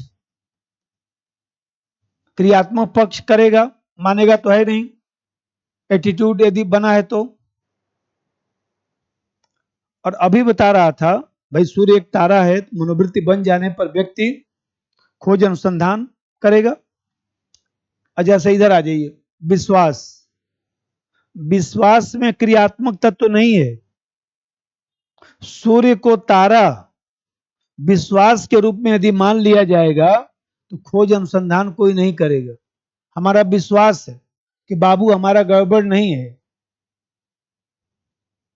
गांव में लोग मान लेते हैं ना कि हमारा विश्वास है कि बाबू गड़बड़ नहीं है। तो दूसरा व्यक्ति समझदार कहता है विश्वास मत करिए, तर्क करिए, एक बार अपने आंख से भी देख लिया करिए।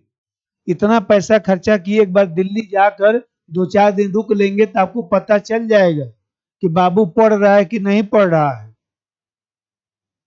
लाखों रुपया बर्बाद कर दिए, 10,000 रुपया और सही नहीं, 10,000 रुपया और सही, उसमें कौन सी बात है। इतना गया, 5 लाख गया, 10-20 हजार और सही, इतना ही तो लगेगा। एक दिन आपका समय जीवन में लगेगा, 2 दिन समय लगेगा, 2 दिन छुट्टी ले लीजिए, चले जाइए, बाबू के साथ 2 दिन रह लेंगे, सब पता चल जाएगा। मान लीजिए यही तो होता है। यहाँ आप लिखिए, कितना, 2 लिखिए, 3, तो नंबर 4 लिखिए। अच्छा उधर लिखना है। इसमें क्रियात्मक तत्व कमजोर होता है, इसमें क्रियात्मक अब्लिक व्यवहारिक तत्व कमजोर होता है।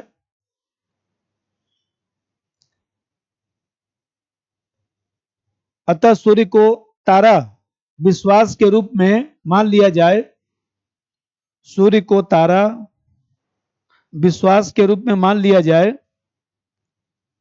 सूर्य को तारा विश्वास के रूप में मान लिया जाए, तो व्यक्ति ज्यादा खोज अनुसंधान नहीं करता, तो व्यक्ति ज्यादा खोज अनुसंधान नहीं करता, ज्यादा खोज अनुसंधान नहीं करता।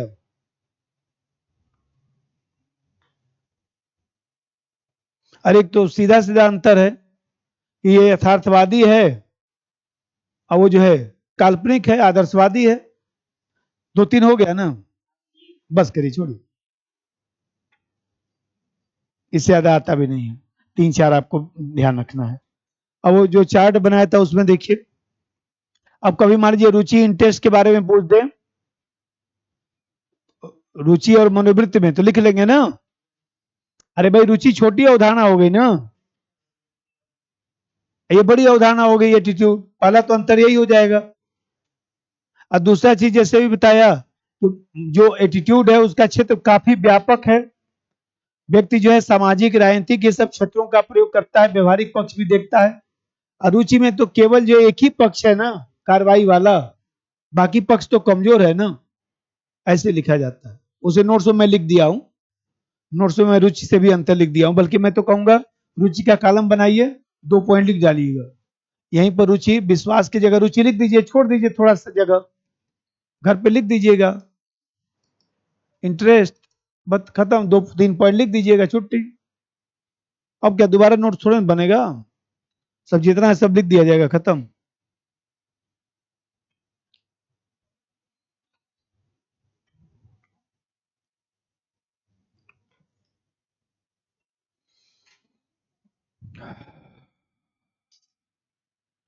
ठीक है, अब उसमें जो हम लोग छोटा छोटा जो चीज है उसको पढ़ा जाए।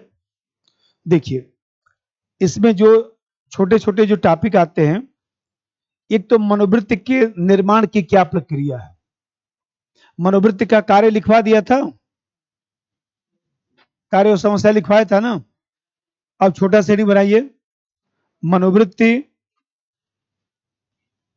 मनोवृत्ति निर्माण की प्रक्रिया, मनोवृत्ति निर्माण की प्रक्रिया,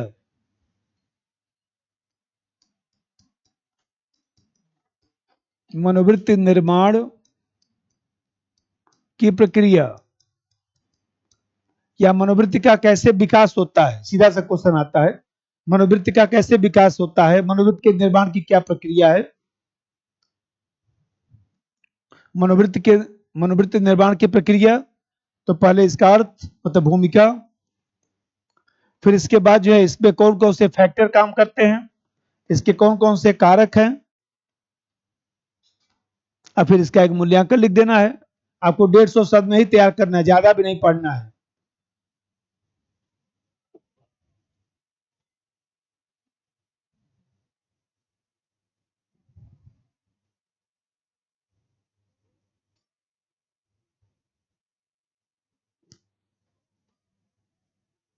तो कल बता रहा था कि जो मनोवृत्ति है वो एक्वायर्ड, मतलब कि अर्जित गुण है।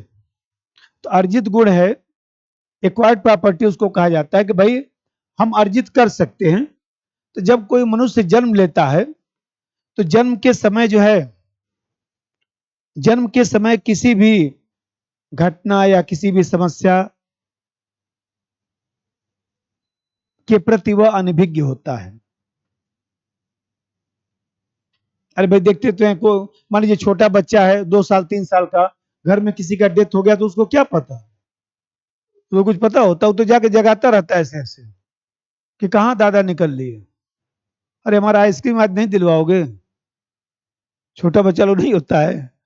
तो देखिए वो बच्चा जो है उसको क्या पता है, वो तो ऐसे ही बोलेगा ना। तो ये बताइए, वो तो हर घटना के प्रति अनभिज्ञ है, उसको क्या लेना देना। धीरे धीरे जब उसकी आयु बढ़ती है, जब अनुभव बढ़ता है, शिक्षित होता है, तो उसी क्रम में उसकी मनोवृत्ति का निर्माण होता है। क्योंकि हम लोग जो है सामाजिक प्राणी हैं, इसलिए जो है मनोवृत्ति निर्माण में जो है वो देखा जाए तो समाज की भूमिका होती है, सामाजिक क्रियाविधि की भूमिका होती है, परिवार की भूमिका होती है, सामाजिक घटनाओं का प्रभाव पड़ता है। तो इसका मतलब मनोवृत्ति का जो निर्माण होता है उसमें परिवार और सामाजिक क्रियाओं का योगदान होता है, और उसी परिवार और सामाजिक क्रियाओं के कारण जो है हमारे भीतर जो है विशेष मनोवृत्ति का निर्माण होता है। तो पहले 4 लाइन भूमिका लिख दीजिए। मनोवृत्ति मनुष्य का अर्जित गुण है, मनोवृत्ति मनुष्य का अर्जित गुण है, अर्जित गुण है, अर्जित गुण है। कोई व्यक्ति जब जन्म लेता है, कोई व्यक्ति जब जन्म लेता है, जब जन्म लेता है तो जन्म के समय तो जन्म के समय तथा कुछ वर्षों तक, जन्म के समय तथा कुछ वर्षों तक किसी भी घटना अब्लिक समस्या के प्रति, किसी भी घटना अब्लिक समस्या के प्रति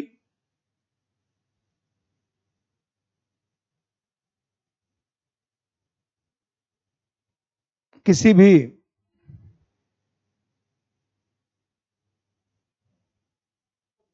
घटना अब्लिक समस्या के प्रति अनभिज्ञ होता है।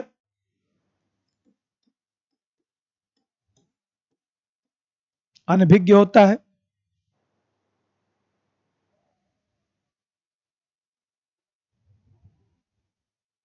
जैसे जैसे आयु अब्लिक अनुभव बढ़ता है,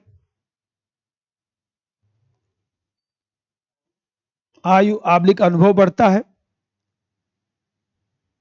व्यक्ति शिक्षित होता है। उसी क्रम में मनोवृत्ति का निर्माण होता है। उसी क्रम में मनोवृत्ति का निर्माण होता है।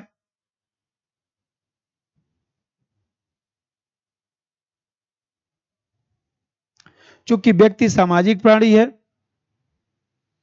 चूंकि व्यक्ति सामाजिक प्राणी है, अतः मनोवृत्ति निर्माण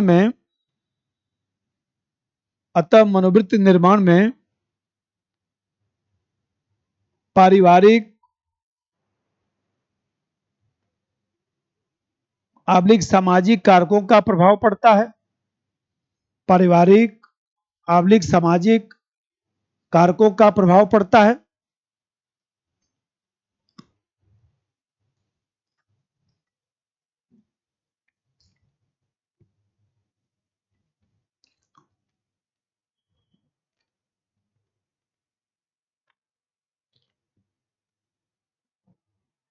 अब कौन कौन सा कारक है? अब सोच लीजिए, ये सब भी क्वेश्चन छोड़ के चले आज कितना कष्ट होगा। कुछ नहीं है इसमें, एक बार पढ़ लिए तब भी लिख देंगे। भाई सही टर्म नहीं याद आएगा, सेंस तो याद आएगा ना, इतना ही बहुत है। सबसे आसान है, बस एक थोड़ा टाइम तो लगेगा ही। आसान भी है तो क्या, सिलेबस तो पढ़ना पड़ेगा ना। अब जैसे मान लीजिए पहला जो कारक है व्यक्तित्व कारक, व्यक्तित्व कारक जो अभी मैं बताया था कि कोई व्यक्ति बहिर्मुखी व्यक्ति है, किसी पार्टी में जाता है तो देखिए खुश हो जाता है, भले वो पूरे दिन काम किया हो, सुबह से लेकर शाम तक वो काम किया हो 9 बजे तक। वो मान लीजिए बहिर्मुखी व्यक्ति है, पार्टी में 10 बजे पहुंचा तो खुश हो गया, भूल गया पूरे दिन काम करके आया हूं। कोई अंतर्मुखी व्यक्ति है, जिससे मान लीजिए हम कहते हैं कोई अंतर्मुखी व्यक्ति है और वो पार्टी में चला जाता है जहां डांस वांस हो रहा है, वो व्यक्ति फ्रस्ट्रेट हो जाता है, तनाव में आ जाता है। जैसे मान लीजिए कोई पति पत्नी है, दो लोग, पति जो है बहिर्मुखी व्यक्ति है, पत्नी जो है अंतर्मुखी व्यक्ति है, दोनों लोग किसी पार्टी में चले गए, तनाव तो होगा ना, क्योंकि ये तो बहिर्मुखी व्यक्ति हैं, तुरंत पार्टी में शामिल हो गए।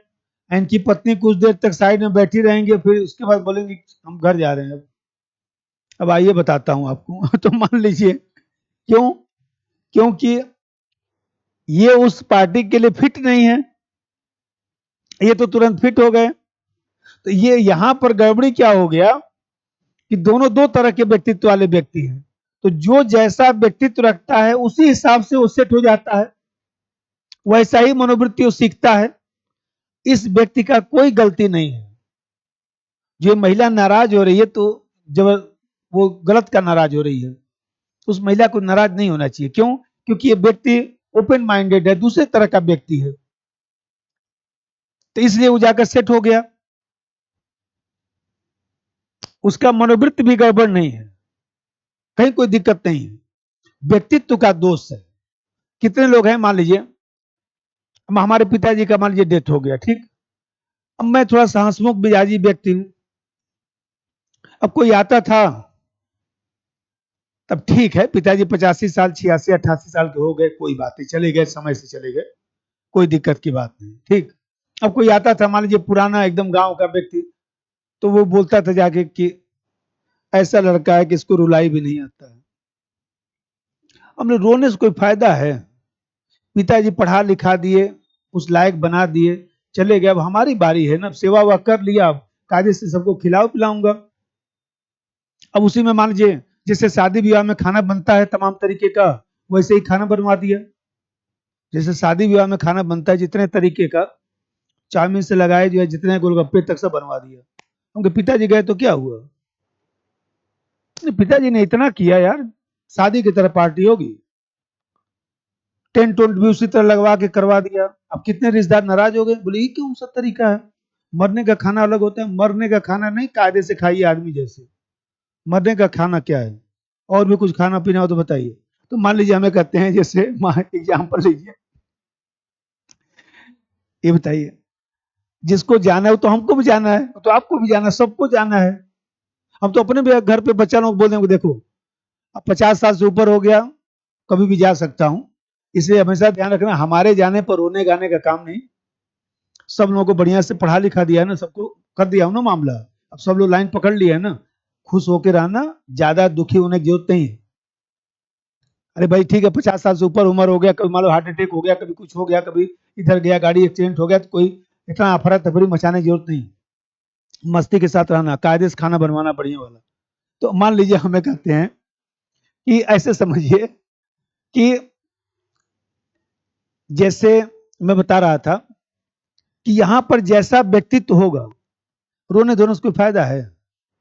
मान लीजिए परीक्षा फेल हो गए, चिल्ला चिल्ला के कूद कूद के रो रहे हैं, अब जो होना था हो गया, अब चुपचाप कायदे से जो आगे की परीक्षा है उस पर ध्यान देना है, बाकी खत्म करिए जबरदस्ती का, कोई मतलब तो है नहीं ना उसका।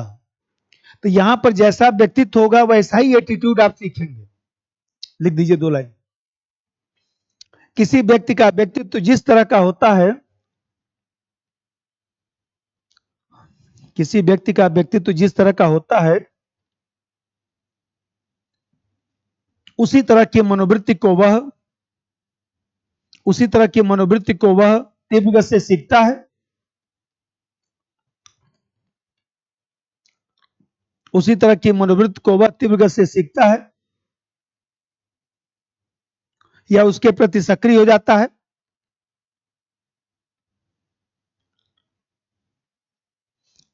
या उसके प्रति सक्रिय हो जाता है।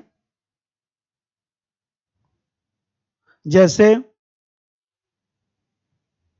कोई व्यक्ति पार्टी में जाने पर खुश हो जाता है, कोई व्यक्ति पार्टी में जाने पर खुश हो जाता है, जबकि दूसरा व्यक्ति तनाव में आ जाता है, जबकि दूसरा व्यक्ति तनाव में आ जाता है।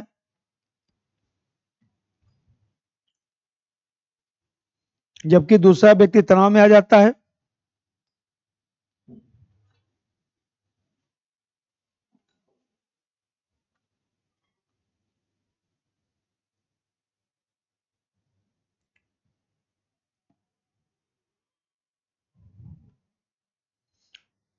ऑब्जर्वेशन,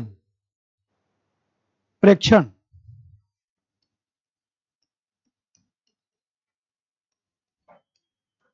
प्रेक्षण, ऑब्जर्वेशन करना,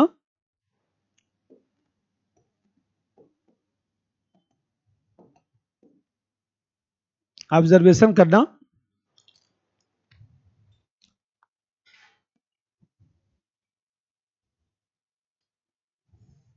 अब सोच लीजिए, आया हुआ क्वेश्चन आईएएस में, यह मनोवृत्ति निर्माण की प्रक्रिया, इस तरह से क्वेश्चन आया हुआ, इससे आसान अब क्या पूछेगा, खुद सोचिए।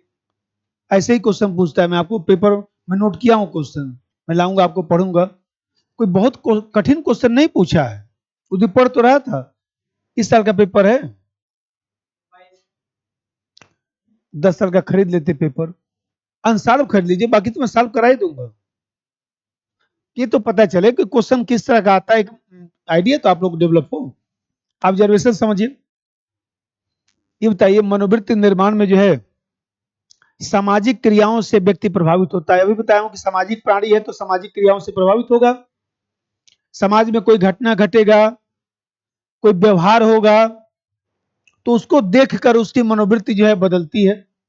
ये बताइए यदि पिता जो है पुत्र को रोज ईमानदारी का सबक सिखाए, ईमानदार रहना है, अब पिता जो है खुद बेईमानी करे, रोज सुबह दोपहर शाम तीनों टाइम पिता बेईमानी करे और तीनों समय जो है ईमानदारी का सिखाए, तो क्या पुत्र जो है पिता की बातों पर ध्यान देगा? नहीं ध्यान देगा। प्रेक्षण, जो देखेगा वही ना करेगा। तो प्रेक्षण, यहां प्रेक्षण से वो एटीट्यूड सीख रहा है। आप बोलेंगे हम तो रोज तुमको सिखाते थे ईमानदारी से रहना, हम तो कहां से बेईमानी सीख लिया? बेईमानी आप ही से सीखा। मान लीजिए हम घर में हैं, कोई मिलने आया, हम बोल दिए बोल दो पापा नहीं है, मतलब पहले ही उसको बिगाड़ना शुरू कर दिए। क्यों उससे झूठ बुलवा रहे हैं? उसको कम से कम सही बनने दीजिए। आपका तो जो हुआ सो हुआ, फिर वो तो आगे वाली पीढ़ी तो सुधर जाए। लिखिए मनोवृत्ति निर्माण में सामाजिक क्रियाओं से व्यक्ति प्रभावित होता है। क्वेश्चन है, कोई पढ़िए, अच्छा क्वेश्चन है ना, पढ़िए।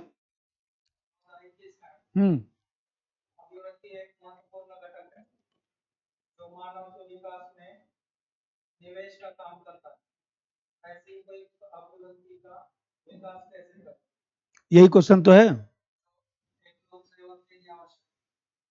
यही तो बता रहा हूं। मनोवृत्ति का कैसे विकास होता है, मनोवृत्ति निर्माण की भूमिका या मनोवृत्ति विकास की प्रक्रिया? विकास की प्रक्रिया। अभी बताइए, इसको प्रशासन में लिखना है, प्रेक्षण वाले कैसे लिखेंगे? जो बड़ा अधिकारी हो उसको अच्छा कार्य करना चाहिए, प्रतिबद्ध होकर ईमानदारी से कार्य करना चाहिए, जिससे जो है अधीनस्थ अधिकारियों को सही मैसेज जा सके, तब वो अच्छा सीखेगा। इसी को बस केवल प्रशासन प्रशासन जोड़ के लिखते चले जाएंगे। अभी 5-7 पॉइंट लिखवाता हूं। कौन सा कठिन क्वेश्चन पूछा है, बोलिए।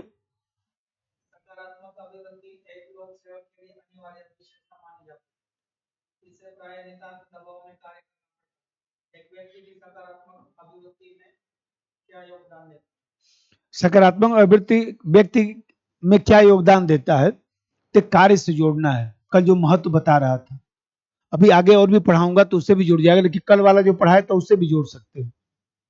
अभी मैं उसको बोल दूंगा थोड़ा सा। अब जैसे देखिए, कल जो कार्य महत्व पढ़ाया था ना, वही लिखना है। कल जो बताया था अभी बोलता हूं, इसको जैसे 4-5 बता दो। प्रेक्षण लिख दिए। प्रेक्षण मनोवृत्ति निर्माण में सामाजिक क्रियाओं से व्यक्ति प्रभावित होता है, सामाजिक क्रियाओं से व्यक्ति प्रभावित होता है। समाज में घटित घटनाओं, समाज में घटित घटनाओं, समाज में घटित घटनाओं, व्यवहारों व्यवहारों आदि को देखकर मनोवृत्ति का निर्माण करता है, आदि को देखकर मनोवृत्ति का निर्माण करता है। जैसे यदि पिता पुत्र को ईमानदारी का सबक सिखाए, पिता पुत्र को ईमानदारी का सबक सिखाए और स्वयं बेईमानी का कार्य करे, स्वयं बेईमानी का कार्य करे, तो पुत्र पिता की बातों पर कम ध्यान देगा,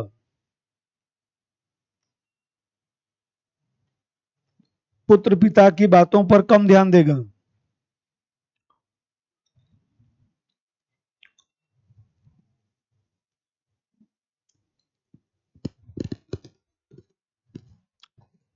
अब जैसे वो क्वेश्चन पढ़ रहे थे, कल जो मैं महत्व लिखवाया था, अब एक एक देखिए, उसी से जोड़ देता हूं। ये बताइए, कल जो महत्व निकाला था, लिखवाया था, बस पलटिए, अभी आपको जोड़वाता हूं। कल मैं लिखवाया था कि मनोवृत्ति जो है, यदि अच्छी मनोवृत्ति है तो इससे आत्मसम्मान का पोषण होता है। कुछ भाषा बदल सकता है, आत्मसम्मान का पोषण होता है। कहीं न कहीं व्यक्ति जो है सेल्फ वर्थ को बढ़ावा देता है। ये बताइए, व्यक्ति अच्छी मनोवृत्ति, सकारात्मक मनोवृत्ति रखेगा तो अपने कर्तव्य के प्रति सुदृढ़ हो जाएगा।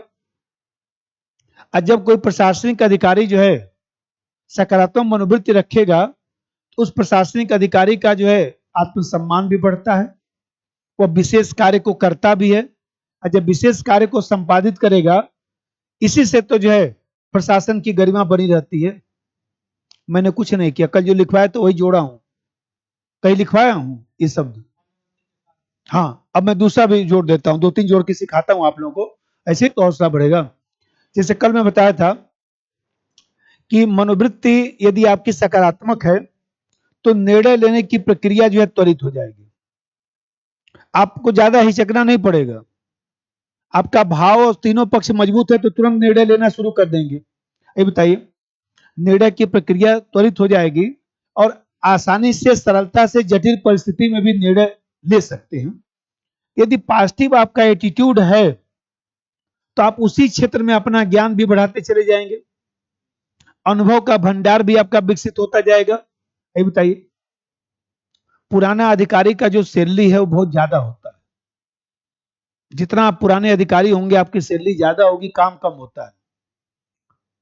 जितने पुराने अधिकारी होते हैं काम ज्यादा थोड़ा ना होता है, उतना टेंशन का काम नहीं, काम करने वाले तो बैठे हैं लोग। आप तो बस फाइल देख लिए, सिग्नेचर कर दिए बस। कभी आपने सोचा कि उस व्यक्ति को इतना कम काम है, इतनी सुविधा है, इतना ज्यादा सैलरी देने की क्या जरूरत है? अनुभव, जो उसको प्रशासन का अनुभव है कि कोई भी मसला आएगा तो संभाल लेगा तुरंत, तो प्रशासन के लिए विशेष महत्व रखता है, क्योंकि उसके पास जो अनुभव है, अजीत डोभाल साहब के पास जो अनुभव है, उससे समस्या कोई आएगा तो समाधान कर देंगे, इसलिए उनको इतना सुविधा दिया जाता है। अब जा देखिए, प्रशासन में विकास प्रशासन चलता है, रोज नए कार्य आते रहते हैं। अब रोज नए कार्य आते रहते हैं तो ऐसे दिशा में यदि आपका एटीट्यूड पॉजिटिव होगा तभी तो आपको कार्य करने का मन करेगा, तभी तो आप में कैटेलिसिस की भूमिका होगी। घबराएंगे नहीं, उस कार्य को करने के प्रति आप मनोवृत्ति अपना रखेंगे। ये बताइए, सकारात्मक मनोवृत्ति रखकर ही तो जो है आप अधीनस्थ को लेकर एक टीम वर्क के रूप में कार्य कर सकते हैं, जो समस्या है उसका निदान कर सकते हैं, जिम्मेदारी पूर्ण जो है वो देखा जाए जिम्मेदारी पूर्ण कार्य कर सकते हैं। कल जितना लिखवाया हूं बस वही जोड़ रहा हूं, कुछ नहीं कर रहा हूं। ये जोड़ते चले जाएंगे, उसका आंसर निकलता चला जाएगा।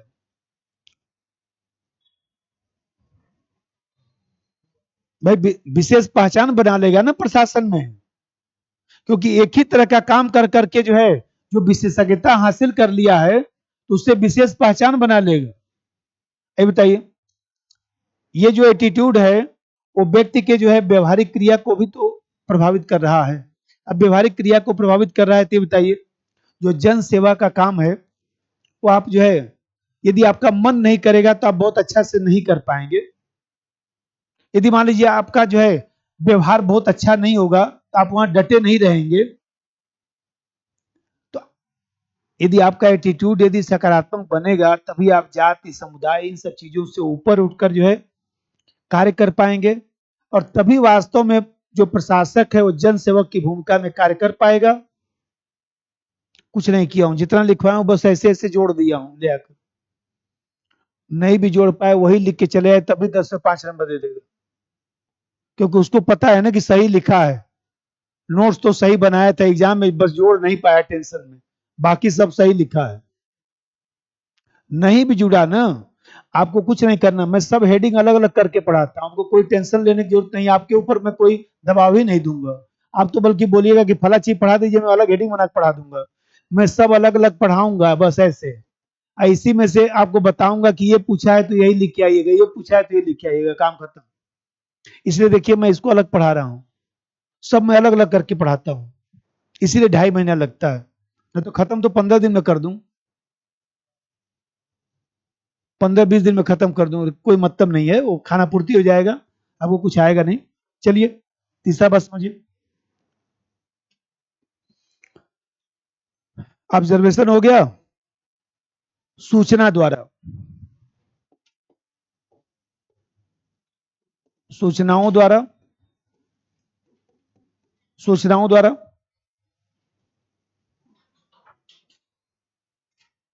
सूचनाओं द्वारा का मतलब है कि मनोवृत्ति निर्माण में जो है जितने भी माध्यम है सूचना के, टेलीविजन है, चाहे व्हाट्सएप है, चाहे फेसबुक है, पेपर पत्रिका है, इससे भी मनोवृत्ति का निर्माण होता है। बस यह है कि जो सूचना है, सूचना की मात्रा जो है व्यवस्थित होनी चाहिए, सूचना जो है विश्वसनीय होना चाहिए, सूचना जो है ऑब्जेक्टिव होना चाहिए, भ्रमित नहीं होना चाहिए। तो ये जो सूचना है, ये बताइए, पार्टी वाले इतना प्रचार करते हैं, वो पॉजिटिव एटीट्यूड बनाने के लिए तो प्रचार करते हैं इतना, कि आपका जो है एटीट्यूड पॉजिटिव बन जाए। अगला पॉइंट इसी में लिख दीजिए, सूचनाओं द्वारा मनोवृत्ति निर्माण में विभिन्न माध्यमों, मनोवृत्ति निर्माण में विभिन्न माध्यमों डैश, टेलीविजन, सोशल मीडिया, पत्र पत्रिका, सोशल मीडिया, पत्र पत्रिका,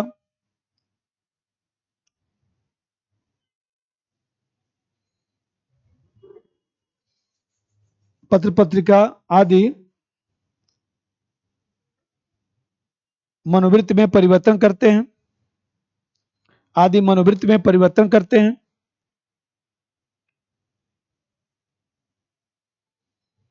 लेकिन सूचना की मात्रा व्यवस्थित, विश्वसनीय, सूचना की मात्रा व्यवस्थित, विश्वसनीय तथा वस्तुनिष्ठ होना चाहिए,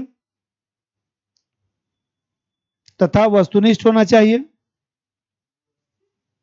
व्यवस्थित, विश्वसनीय तथा वस्तुनिष्ठ होना चाहिए, तथा वस्तुनिष्ठ होना चाहिए।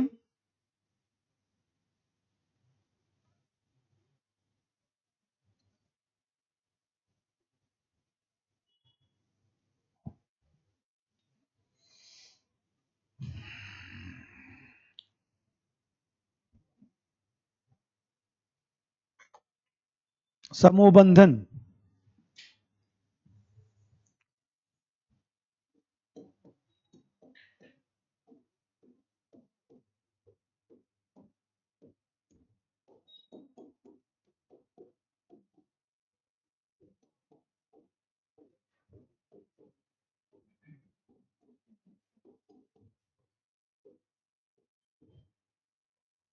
समूह बंधन, समूह बंधन का मतलब यह है कि अभी लिखवा दूंगा, सुनते रहिए, बनाइए मत, मैं अभी लिखवा दूंगा।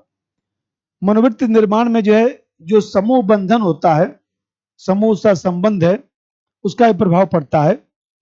क्योंकि व्यक्ति जो है जिस समूह में रहता है, उसी समूह के मापदंड को जो है स्वीकार करना शुरू कर देता है, उसी समूह के मूल्य, मापदंड और विश्वास तरीका, ये सब सीखने लगता है।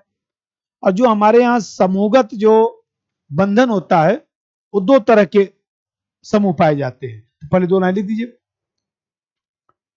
मनोवृत्ति निर्माण में समूह संबंधन का प्रभाव पड़ता है, समूह संबंधन का प्रभाव पड़ता है, समूह संबंधन का प्रभाव पड़ता है।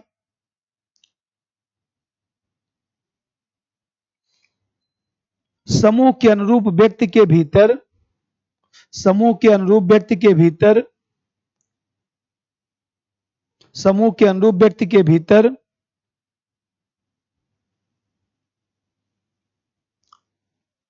मूल्य, मापदंड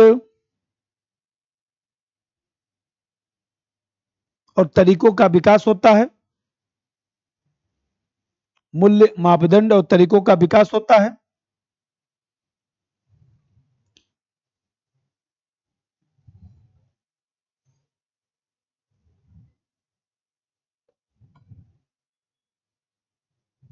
इसमें दो तरह के समूह कार्य करते हैं। अब ऐसे बना लीजिए, दो दो लाइन लिख देना है बस। प्राथमिक समूह और द्वितीयक समूह, प्राइमरी ग्रुप और सेकेंडरी ग्रुप।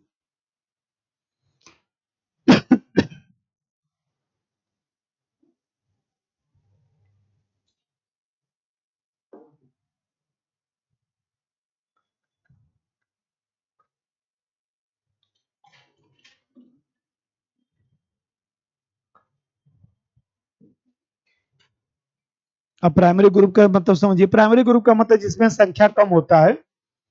जैसे मान लीजिए जहां पर फेस टू फेस काम होता है, जैसे हम लोग मान लीजिए पढ़ रहे हैं तो हम लोग फेस टू फेस बातचीत कर रहे हैं, तो फेस टू फेस बातचीत कर रहे हैं तो ऐसे दशा में जो है घनिष्ठता के कारण जो है मनोवृत्ति प्रभावित होती है, जैसे परिवार में दिखाई देता है। लिख दीजिए दो लाइन इसी के नीचे। यहां सदस्यों की संख्या कम होती है,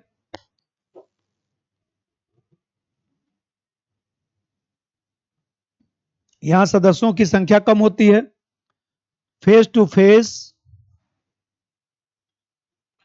फेस संबंध बनता है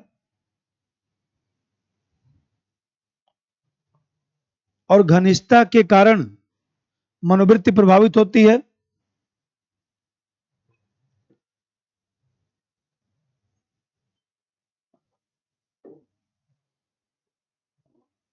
घनिष्ठता के कारण मनोवृत्ति प्रभावित होती है।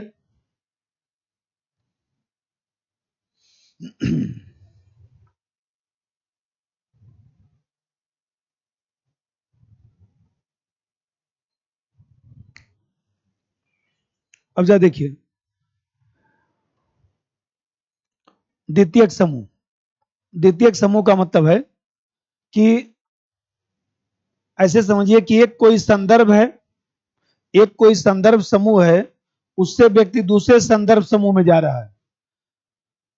बीजेपी से कांग्रेस में आ रहा है, वो जो राजस्थान में के जो थे वल्लभ, क्या नाम है? गौरव वल्लभ, पहले कांग्रेस में थे फिर बीजेपी में आ गए। तो देखिए बातचीत करने का तरीका बदल रहा है ना धीरे धीरे उनका।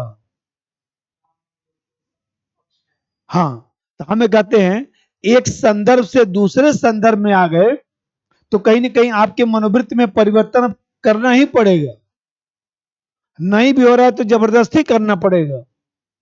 लिख दीजिए जब व्यक्ति एक संदर्भ समूह से, द्वितीयक में, जब व्यक्ति एक संदर्भ समूह से दूसरे संदर्भ समूह में, दूसरे संदर्भ समूह में प्रवेश करता है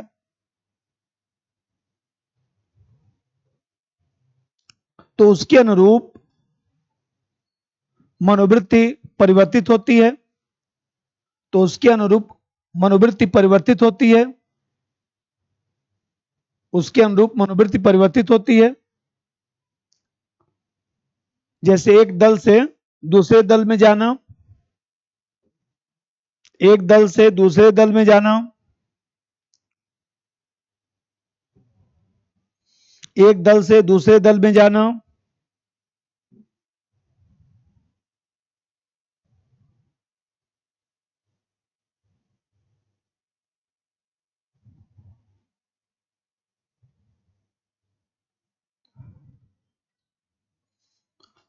नंबर 5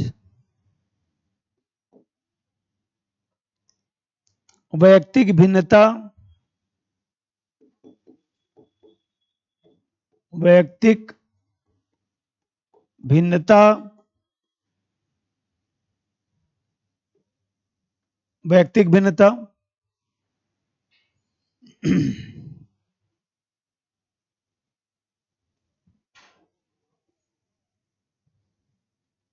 वैयक्तिक भिन्नता का मतलब होता है कि जैसे व्यक्ति व्यक्ति में जो भिन्नता है, जो पर्सनालिटी डिफरेंस है। जैसे मान लीजिए कितने लोग ऐसे होते हैं कि जिनका मान लीजिए आईक्यू स्तर जो है ज्यादा है, उच्च जो है बौद्धिक क्षमता रख रहे हैं,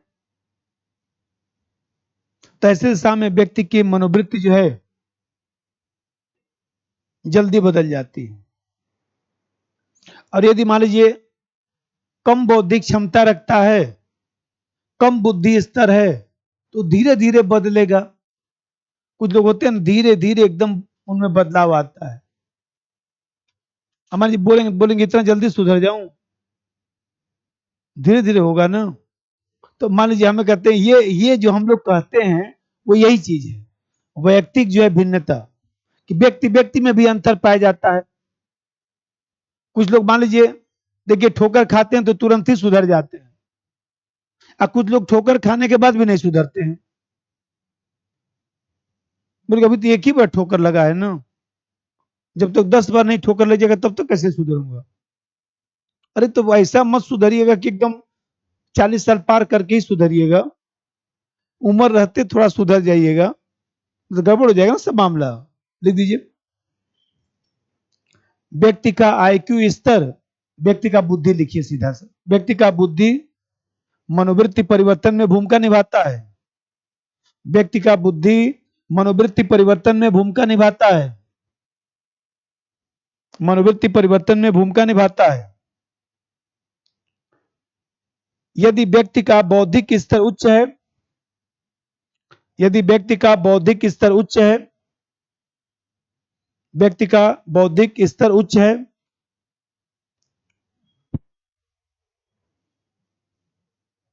तो व्यक्ति की मनोवृत्ति में परिवर्तन तीव्र गति से हो सकता है। व्यक्ति की मनोवृत्ति में परिवर्तन तीव्र गति से हो सकता है।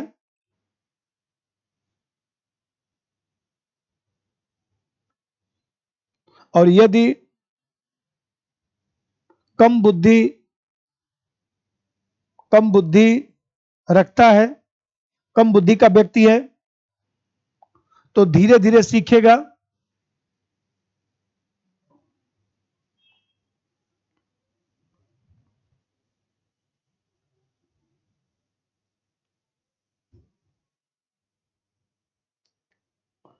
रोल प्लानिंग, भूमिका निर्वहन। नंबर 6, भूमिका निर्वहन, रोल प्लानिंग या रोल प्लेइंग लिखिए, सॉरी रोल प्लेइंग लिखिए, भूमिका निर्वहन,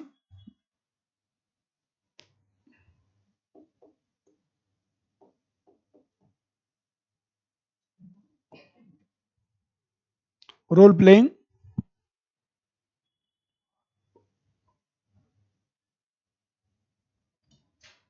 ROLE, रोल,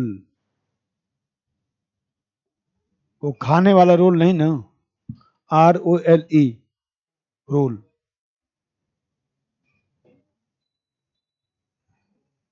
अब जैसा समझिए, अब सोचिए मतलब अब इससे आसान क्या सब्जेक्ट हो सकता है। यदि आप हेडिंग में क्यों लिखवाता हूं, क्योंकि आप लोग सिनाप्सिस बनाएंगे तो इसी हेडिंग से पकड़ लेंगे। यदि हेडिंग भूल भी गए तब भी एग्जाम में टेंशन मत लीजिएगा, सेंस लिखिएगा बस, कैसे कैसे हो सकता है, तब भी मामला हो जाएगा। किसी को हेडिंग वेडिंग थोड़ा याद है। सुनी जो बोले कि सर सब एक भी हेडिंग याद नहीं है, हम कह रहे कोई बात, सेंस लिख दिए ना, बोले हाँ उतना तो लिखा ही गया है, हेडिंग याद नहीं आया, हेडिंग नहीं आया तब भी कौन सा नंबर खराब मिल गया। अब जा देखिए, रोल प्लेइंग का मतलब कि जैसे मान लीजिए आप लोग अभी पढ़ रहे हैं, अभी आप लोग IAS अधिकारी बन गए, ट्रेनिंग पर चले गए, उसके बाद 1-2 साल ट्रेनिंग कर लिए हैं, नौकरी कर लिए, तो आपका एटीट्यूड कुछ बदलेगा कि नहीं? बदल जाएगा। रोल प्लेइंग मतलब सरकारी महकमा में चले गए तो उस तरह का आपका बन जाएगा, क्योंकि धीरे धीरे 2 साल 3 साल, इसलिए तो 2-3 साल का ट्रेनिंग कराया जाता है, 1 महीने में ट्रेनिंग करा के नहीं छोड़ दिया जाता। लेकिन साल 1.5 साल 2 साल इसलिए ट्रेनिंग कराया जाता है क्योंकि आपको अब पक चुके हैं, ये जो घड़ा है इस तरह से आप लोग पक चुके हैं, अब इसको ठीक ठाक करने में बहुत मेहनत लगना है। कोई मान लीजिए 12-14 साल 15 साल 20 साल का बच्चा हो तो उसको जल्दी बदला जा सकता है, और आप लोग तो पूरा एकदम पके हुए हैं, अब पके हुए हैं तो ऐसी दशा में अब आप लोगों को जो है बदलने में उसको टाइम तो लगेगा ना थोड़ा सा, क्योंकि आप धीरे धीरे सीखेंगे। अब बदलना जरूरी है, नहीं तो फिर जाके वहां पर रोएंगे, क्या फायदा। पता लगे कि 100 लोग मर गए, जिले में आप डीएम है, 100 लोग मर गए, बुलाया गया कि मैडम आइए, मैडम पहुंची, कूद कूद के खुद ही रोने लगे, सब लोग पकड़ लिए, चुप हो जाइए, चुप हो जाइए, हटाइए, हम लोग जो है हम लोग ठीक है, कोई दिक्कत की बात नहीं, आप चुप रहिए। तो गड़बड़ हो जाएगा सब मामला ना, तो आपको कठोर बनाना पड़ेगा ना। लिखिए 2 लाइन। यदि कोई व्यक्ति यदि कोई व्यक्ति किसी विशेष भूमिका का निर्वहन करता है, किसी विशेष भूमिका का निर्वहन करता है, किसी विशेष भूमिका का निर्वहन करता है, तो वह उसी अनुरूप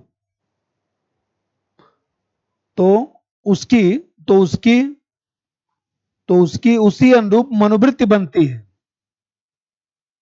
तो उसकी उसी अनुरूप मनोवृत्ति बनती है। जैसे व्यक्ति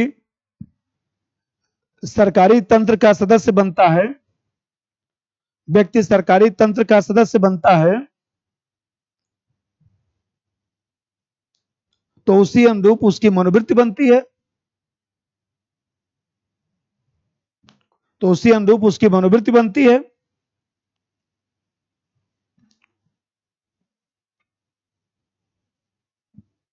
पांच छह हो गया, एक और लिख डालिएगा, नोट्स में लिखा हूं, मूल्यांकन लिखिए। उपरोक्त पहलुओं से स्पष्ट है कि, उसी इतना ही बहुत है। उपरोक्त पहलुओं से स्पष्ट है कि मनोवृत्ति निर्माण में उपरोक्त पहलुओं से स्पष्ट है कि मनोवृत्ति निर्माण में किसी एक कारक की भूमिका किसी एक कारक की भूमिका नहीं होती, किसी एक कारक की भूमिका नहीं होती, बल्कि बहुआयामी कारक व्यक्तित्व को प्रभावित करते हैं, बहुआयामी कारक व्यक्तित्व को प्रभावित करते हैं।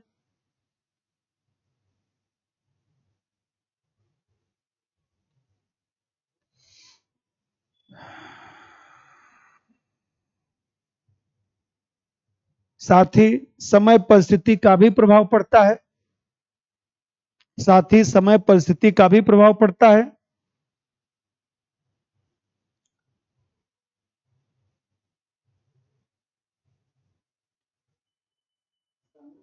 समय परिस्थिति का भी प्रभाव पड़ता है। तो मनोवृत्ति का जो विकास है, मनोवृत्ति का जो निर्माण है, वो इस तरह से 150 शब्द लिखना है।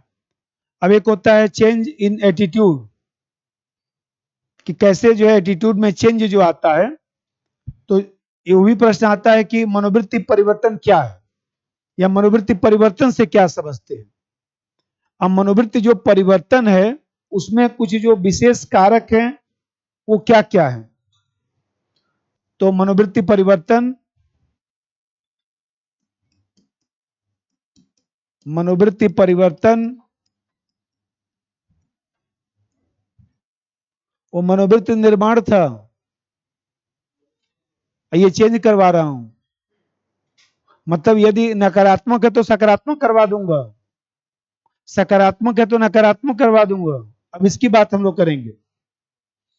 तो यहां पर जो है मनोवृत्ति परिवर्तन का क्या अर्थ होता है, और जो मनोवृत्ति परिवर्तन है उसका क्या स्वरूप है, परिवर्तन का स्वरूप क्या है, परिवर्तन का स्वरूप क्या है।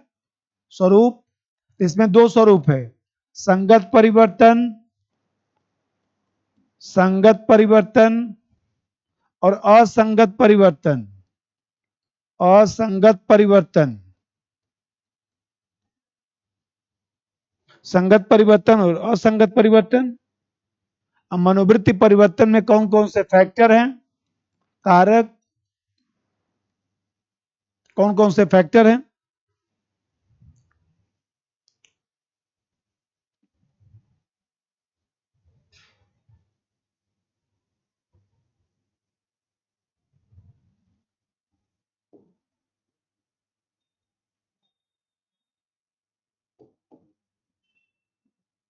कांग्रुएंट चेंज और इनकांग्रुएंट चेंज।